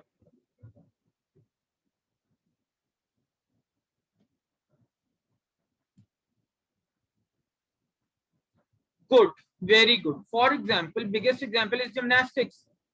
आपने देखे कभी टीवी पे ओलंपिक्स में जिमनास्टिक्स में जो फीमेल्स होती हैं, नॉट ओनली इवन फीमेल्स बल्कि मेल्स भी, अभी तो जाहिर है क्योंकि हम डिस्कस एमिनोरिया को करें इसलिए फीमेल्स की बात करें, तो जिमनास्टिक्स में जो लोग होते हैं, एथलीट्स होते हैं, वेदर मेल्स और females, they have to maintain a very very low body weight, ठीक है, तो उसके लिए उनको काफी रिस्ट्रिक्टिव ईटिंग करनी पड़ती है।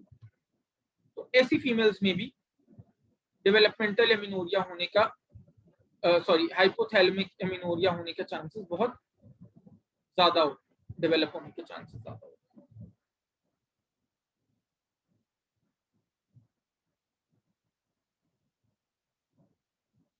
और जब आप बहुत ज्यादा नेगेटिव एनर्जी बैलेंस में जाते हैं तो आपको जो गोनाडोट्रोपिन रिलीजिंग हार्मोन है उसकी एक्टिविटी सप्रेस हो जाती है and that can lead to anovulation. Anovulation, और जब एनुवुलेशन होती है तो फीमेल्स के अंदर एनोरेक्सिया नर्वोसा या फिर female athlete triad, anorexia nervosa या फीमेल एथलीट ट्रायड, ये दोनों कंडीशंस होने के चांसेस काफी बढ़ जाते हैं। कौन सी दो कंडीशंस? एनोरेक्सिया नर्वोसा या फिर female athlete triad. Anorexia nervosa मैंने आपको बताया था, आप एफएससी में पढ़ के आए हो। It's a psychological and eating disorder in which you stop eating because of fear of becoming obese.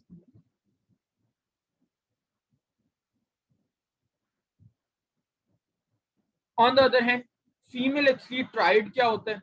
ये एक ऐसी कंडीशन है जिसके ट्राइड होता है ट्रायंगल की तरह, तीन तीन कॉर्नर्स होते हैं। फीमेल एथलीट ट्राइड एक ऐसी कंडीशन होती है जिसके अंदर एक एथलीट को, फीमेल एथलीट को ईटिंग डिसऑर्डर होता है, नंबर 1। नंबर 2, मेंस्ट्रुअल डिसफंक्शन होता है, मेंस्ट्रुएशन नॉर्मल नहीं होती। और नंबर 3, ओस्टियोपोरोसिस होता है। ओस्टियोपोरोसिस मैंने बताया, it's a condition related to bones जो जनरली हमारी सीवियर कैल्शियम या विटामिन डी डेफिशिएंसी की वजह से डेवलप होती है।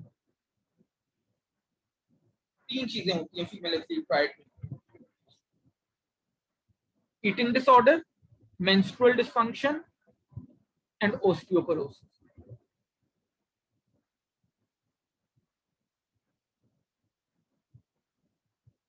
Can amenorrhea also affect reproductive organ structurally? Not really, बेटे नहीं, structurally तो नहीं। अच्छा, then anorexia nervosa, bulimia nervosa and fertility। अच्छा, anorexia और bulimia दोनों जो disorders हैं, they are related to development of hypothalamic amenorrhea, ज्यादातर फीमेल्स के। और अगर इनमें से किसी कंडीशन के साथ फीमेल्स कंसीव कर भी लेती हैं तो उनके अंदर मिसकैरेज होने के चांसेस, प्री टर्म डिलीवरी के चांसेस, जो प्री मेच्योर डिलीवरीज होती हैं, या फिर एलबीडब्ल्यू बेबीज के चांसेस काफी ज्यादा होते हैं। मैंने आपको बताया हुआ एलबीडब्ल्यूज और वीएलबीडब्ल्यू बेबीज कौन से होते हैं।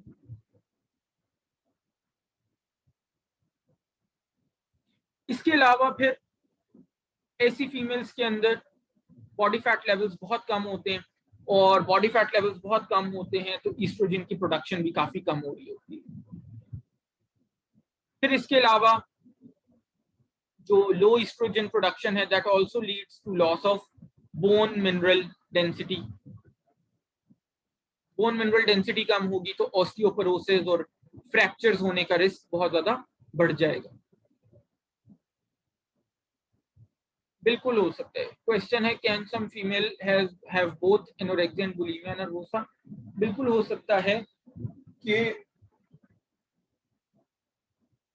एक तरफ तो उसे एब्सोल्यूट फियर हो खाने का, उसको ये परेशानी हो कि मैं मेरा कि वेट ना हो जाए, वैसे भी ना हो जाए। दूसरी तरफ जब उसको बिंज ईटिंग हो तो वो इतना ज्यादा रिपीटेडली खाए और फिर वो उसको वॉमिट करे या उसको एक्सक्रीट आउट करने की कोशिश करे। अच्छा, अच्छी बात यह है कि जब आपका नॉर्मल ईटिंग बिहेवियर पे आप आते हैं तो ओव्यूलेशन और मेंस्ट्रुएशन ज्यादातर फीमेल्स में नॉर्मल हो जाती है। लेकिन ये बात ध्यान में रखनी है कि नॉर्मल ईटिंग पे आना, once you have anorexia nervosa और बुलिमिया नर्वोसा, कोई मजाक नहीं है। इट्स क्वाइट डिफिकल्ट, और इसके अंदर डाइटिशियन और साइकोलॉजिस्ट दोनों की कंबाइंड ट्रीटमेंट चाहिए होती है।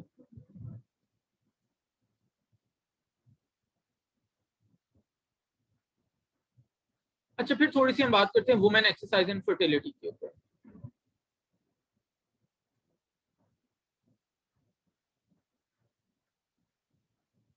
सबसे पहले चीज तो ये ध्यान में रखनी है कि जो फीमेल एथलीट्स हैं उनके अंदर, वो फीमेल एथलीट्स, जैसे अभी हमने जिमनास्टिक्स की बात की, जो ऐसे स्पोर्ट्स में इन्वॉल्व हैं जहां पे there is extreme pressure of constantly maintaining a very very lean body weight, healthy तो नहीं कहना चाहिए, lean body weight and a very specific body shape, उनके अंदर फीमेल एथलीट ट्राइड होने का चांस बहुत ज्यादा बढ़ जाता है। मैंने पहले एक्सप्लेन कर दिया कि फीमेल एथलीट ट्राइड होता क्या है। और फीमेल एथलीट ट्राइड उस वक्त मजीद होने के चांसेस बढ़ जाते हैं जब आप अपनी रिक्वायर्ड एनर्जी से 30% कम एनर्जी का इंटेक करते हैं। जब आप अपनी रिक्वायर्ड एनर्जी से 30% कम एनर्जी इंटेक करते हैं, और ये जो लो एनर्जी लेवल्स हैं, these lead to low secretion of LH and FSH and estrogen.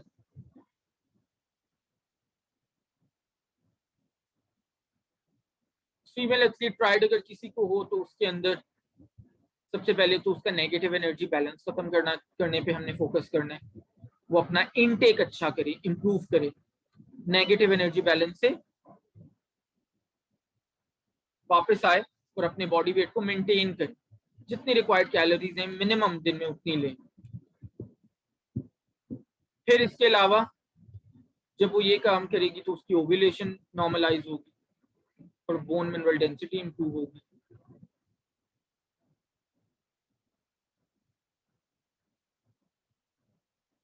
फिर इसी तरह ओस्टियोपोरोसिस वो इंप्रूव हो सकता है, खास तौर पे जो यंग एथलीट्स हैं। एक टर्म हम यूज करते हैं PBM, peak bone mass, PBM. तो पीबीएम बेसिकली 30 इयर्स की एज तक इस्टेब्लिश होता है। पीबीएम का मतलब यह है कि आपको जो कैल्शियम की और मिनरल्स की स्टोरेज करनी है ना अपनी बोन्स में, वो प्राइमरीली 30 इयर्स की एज तक होती है। तो 30 इयर्स की एज तक आपको जितना हो सके आपको अपने कैल्शियम और विटामिन डी इंटेक अच्छा रखना चाहिए। अगर 30 इयर्स की एज के बाद आप अपना कैल्शियम और विटामिन डी को इंप्रूव करोगे तो बस यही होगा कि डेली बेसिस पे तो आपकी शायद रिक्वायरमेंट पूरी हो जाए, आपकी स्टोरेज इंप्रूव नहीं होगी, आपकी बोन मिनरल डेंसिटी इंप्रूव नहीं होगी, पीबीएम नहीं बनेगा, पीक बोन मास नहीं बनेगा। क्यों? क्योंकि वो 30 इयर्स की एज से पहले ही बनता है।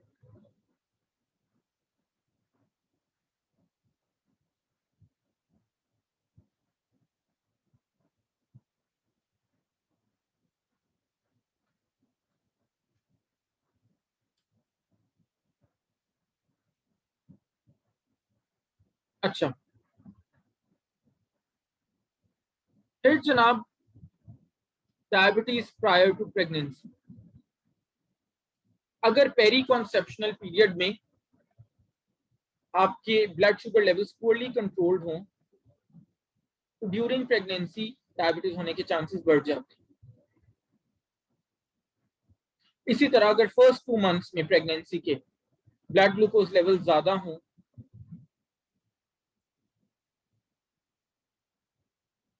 तो आप टेरेटोजेनिक हो सकते हैं।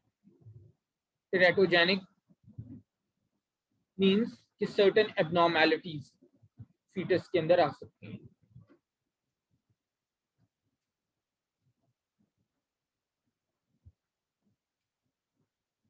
और जो फीमेल्स टेरेटोजेनिक हो जाती हैं ड्यूरिंग प्रेगनेंसी, उनके न्यूबॉर्न्स को कंजेनिटल एबनॉर्मेलिटीज होने के चांसेस भी बढ़ जाते हैं। कंजेनिटल एबनॉर्मेलिटीज वो वाली होती हैं जो बाय बर्थ प्रेजेंट होती हैं।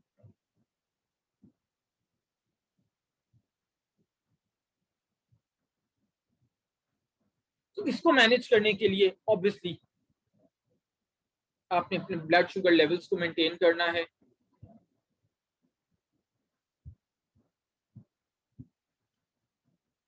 पास्ट में डायबिटीज सिर्फ ओल्ड एज की डिजीज कंसिडर होती थी, लेकिन अनफॉर्चुनेटली अब बेइंतहा यंगस्टर्स हैं, not in a specific region but across the globe, जिनको डायबिटीज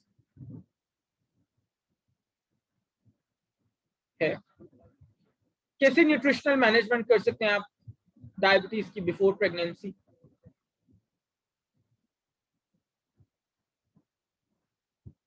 सो 3-4-5 चीजें बड़ी इंपॉर्टेंट है इसमें। पहली चीज तो ये है कि आप पेशेंट को काउंसिल करेंगे to reduce intake of beverages जो स्वीट हैं, फिजी ड्रिंक्स हो गए, डब्बे वाले जूस हो गए, ये जो हम पीले रंग के और लाल रंग के शरबत पीते हैं गर्मियों में, ये हो गए। फिर इसी तरह सो कॉल्ड जो हम डाइट फलानी और डाइट फलानी ड्रिंक्स पीते हैं वो भी अच्छे नहीं है आपके लिए। उनके अंदर भी आर्टिफिशियल स्वीटनर्स होते हैं और आर्टिफिशियल स्वीटनर्स आपकी हेल्थ के लिए कोई अच्छी ऑप्शन नहीं है सर। फिर आपको पेशेंट्स की हाई फाइबर इनटेक एनकरेज करनी चाहिए।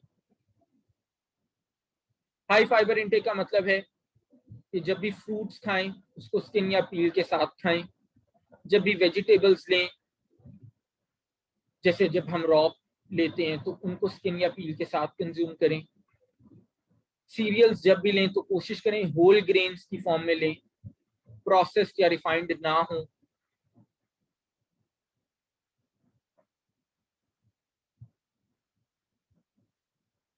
इसबगोल, जिलियम हस्क जिसको हम बोलते हैं, उसको ऐड कर सकते हैं अपनी डाइट में। फिर एक और पॉइंट ये है कि बहुत ज्यादा हाई फैट फूड ना लें। ऐसा फूड जिसमें बहुत ज्यादा फैट्स इंक्लूडेड हो वो ना लें या वो कम लें। फिर कार्बोहाइड्रेट्स, हमेशा वो फूड्स चूज करें जिनका ग्लाइसेमिक इंडेक्स लो है। ऐसे फूड्स चूज करें जिनका ग्लाइसेमिक इंडेक्स लो है। ग्लाइसेमिक इंडेक्स होता क्या है? ग्लाइसेमिक इंडेक्स एक स्केल है जिसके ऊपर हम ये देखते हैं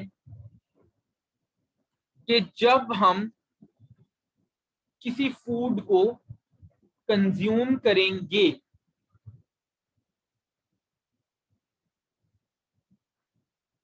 जिसके अंदर 50 ग्राम्स ऑफ कार्बोहाइड्रेट्स है, तो वो हमारे ब्लड शुगर लेवल्स को कितनी जल्दी रेज करेगा, इसको हम कहते हैं glycemic index. How much quickly our blood sugar levels will be raised by consuming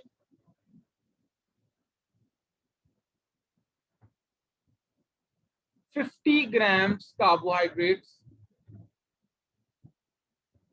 contained by a food।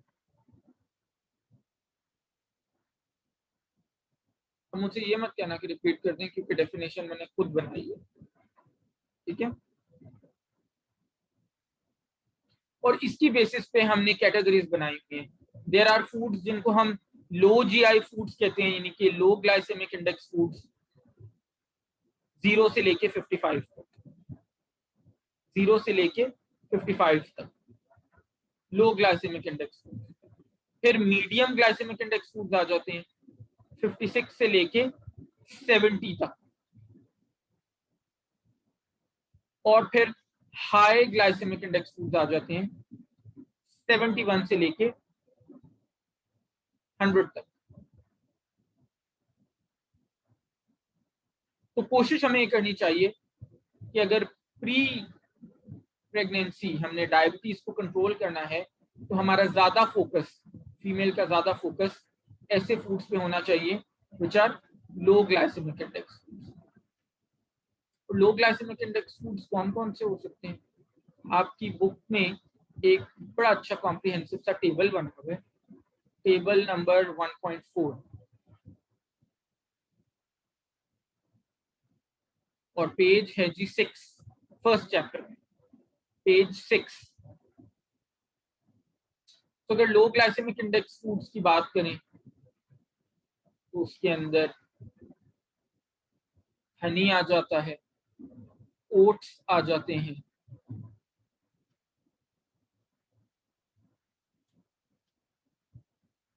Milk आ जाता है, योगर्ट है, एप्पल है,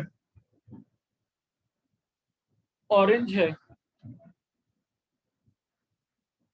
मीडियम ग्लाइसेमिक इंडेक्स फूड्स की अगर बात करें तो उसमें चेरीज हैं, चपाती है, रेजिन्स जिसको किशमिश कहते हैं, स्वीट पोटैटो है जिसको शकरकंदी कहते हैं। और अगर हाई ग्लाइसेमिक इंडेक्स फूड्स की बात करें जिनको हमें कम से कम लेना चाहिए,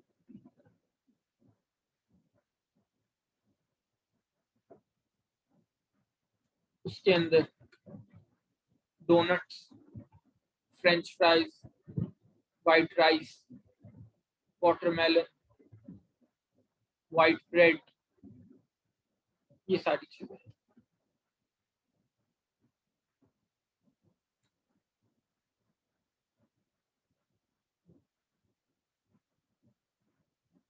फिर फाइबर जैसे मैंने बताया वो आपको अपनी डाइट में ज्यादा करना चाहिए, और कितना ज्यादा करना चाहिए, 14 ग्राम्स पर 1000 कैलोरीज कंज्यूम्ड। अगर किसी ने 1000 कैलोरीज कंज्यूम की हैं तो वो 14 ग्राम्स फाइबर उसको डेली बेसिस पे लेना चाहिए। अगर किसी ने 2000 कैलोरीज कंज्यूम की हैं तो उसे डेली बेसिस पे 28 ग्राम्स फाइबर लेना चाहिए। अगर किसी ने 1500 कैलोरीज कंज्यूम की हैं तो उसे डेली बेसिस पे कितना फाइबर लेना चाहिए, कौन बताएगा, कौन बताएगा? अगर किसी ने 1500 कैलोरीज दिन में कंज्यूम किए तो उसको डेली बेसिस पे कितना फाइबर लेना चाहिए? 21 एक्सीलेंट, वेरी गुड, बिल्कुल ठीक है, बिल्कुल ठीक है, एक्सीलेंट। कैसे किया बेटे मैथमेटिकली, कैसे किया? मरियम ने भी बताया कैसे किया। सर 14 का हाफ 7 500 जो कैलोरीज एक्स्ट्रा है, और 1000 का 14 ग्राम्स, तो ये 21 ग्राम्स हो गए। बिल्कुल ठीक है, वेरी गुड। तो हमेशा याद रखना हमारा जो स्टैंडर्ड है that is recommendation 14 grams of fibre पर 1000 कैलोरीज कंज्यूम।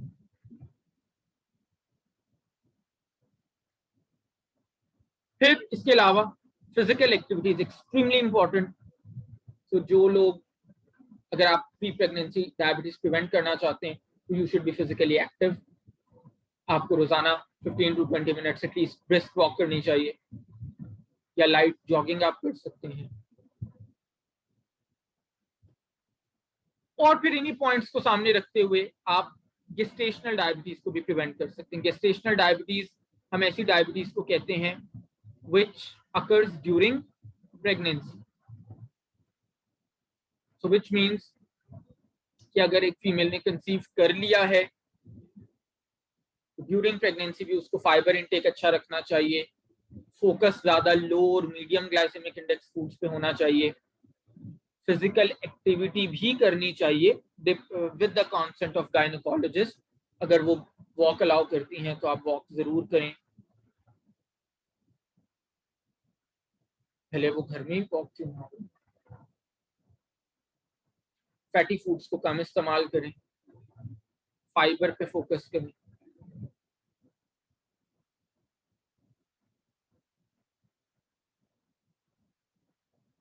ठीक है, तो वही सारे पॉइंट्स जो हमने पहले डिस्कस किए। फिर आगे आ जाते हैं पीसीओएस एंड फर्टिलिटी। पीसीओएस का नाम सुना है, आजकल बड़ा कॉमन है, पीसीओडी भी कहते हैं, पीसीओएस भी कहते हैं, सुना है? पॉलीसिस्टिक ओवरी सिंड्रोम या पॉलीसिस्टिक ओवरी डिजीज। तो बेटे ये एक ऐसी कंडीशन होती है जिसके अंदर मल्टीपल सिस्ट्स बन जाती हैं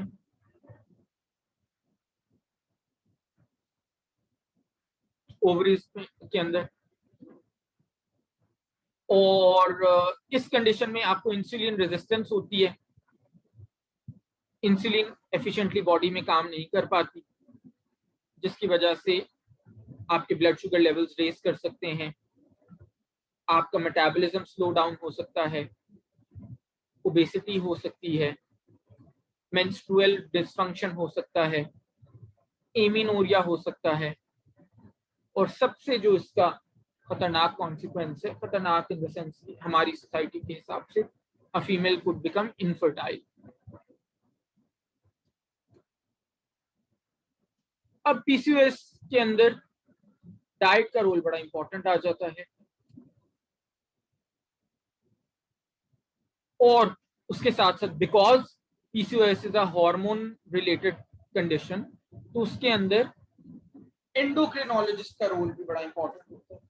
endocrinologist is a medical doctor with speciality in hormones.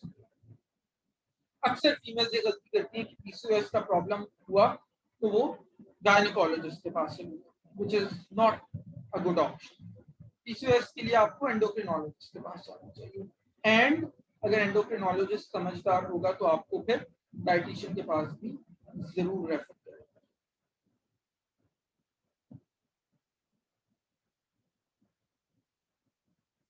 ज्यादातर जो पीसीओएस के साथ फीमेल्स आती हैं वो ओवरवेट या ओबीस होती हैं और उनके इंसुलिन लेवल ज्यादा होते हैं, एक्नी होती है चेहरे पे, ट्राइग्लाइसरीड्स ब्लड में ज्यादा होते हैं, एंड्रोजेंस ज्यादा होते हैं।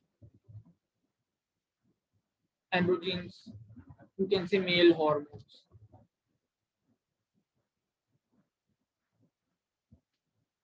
गुड कोलेस्ट्रॉल जो एचडीएल है वो लेवल्स कम होते हैं।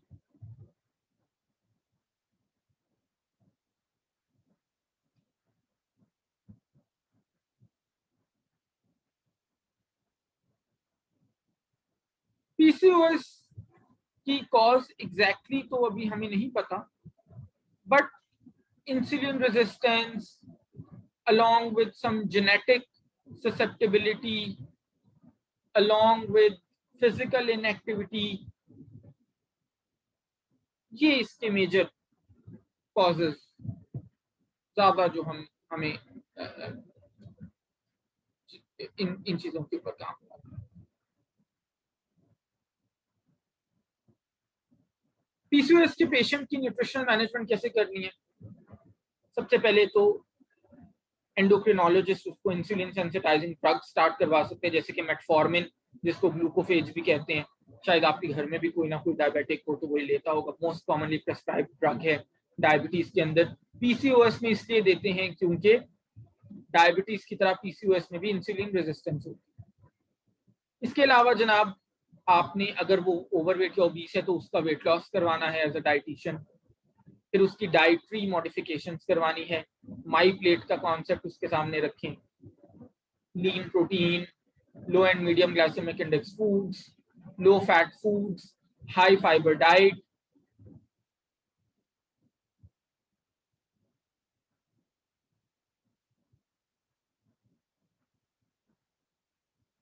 Whole grains, fresh fruits and vegetables ताकि ज्यादा से ज्यादा एंटीऑक्सीडेंट्स मिलें। Focus on calcium and vitamin D. Physical activity is very very important, at least 30 minutes per day.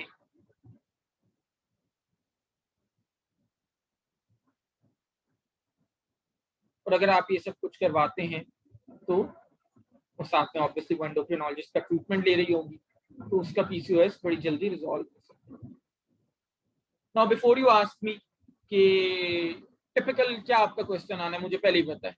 Doctors मना करते हैं चिकन नहीं खाना चाहिए पीसीओएस में। रिडिकुलस, कोई मतलब नहीं है इसका। पीसीओएस ब्रॉयलर चिकन खाने से नहीं होता। डॉक्टर्स मना करते हैं कि मिल्क नहीं लेना चाहिए पीसीओएस में। रिडिकुलस, मिल्क से कोई इसका लेना देना नहीं है। हाँ, आप जरूर पीसीओएस की फीमेल है तो आप उसको स्किम्ड मिल्क या लो फैट मिल्क रिकमेंड करें, बट कम से कम 3 cups of milk a day लेना ही चाहिए। जैसे हमने ऊपर अभी 28 ईयर ओल्ड के केस में देखा था, डेयरी में 3 कप्स। 3 कप्स हर फीमेल को, एडल्ट फीमेल को चाहिए ही होते हैं।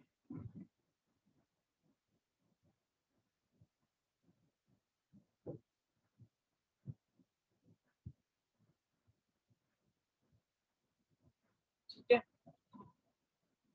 और इसके अलावा पीसीओएस किसी किस्म की ग्रीन टी लेने से या लेमन टी लेने से या हर्बल टी लेने से भी ठीक नहीं।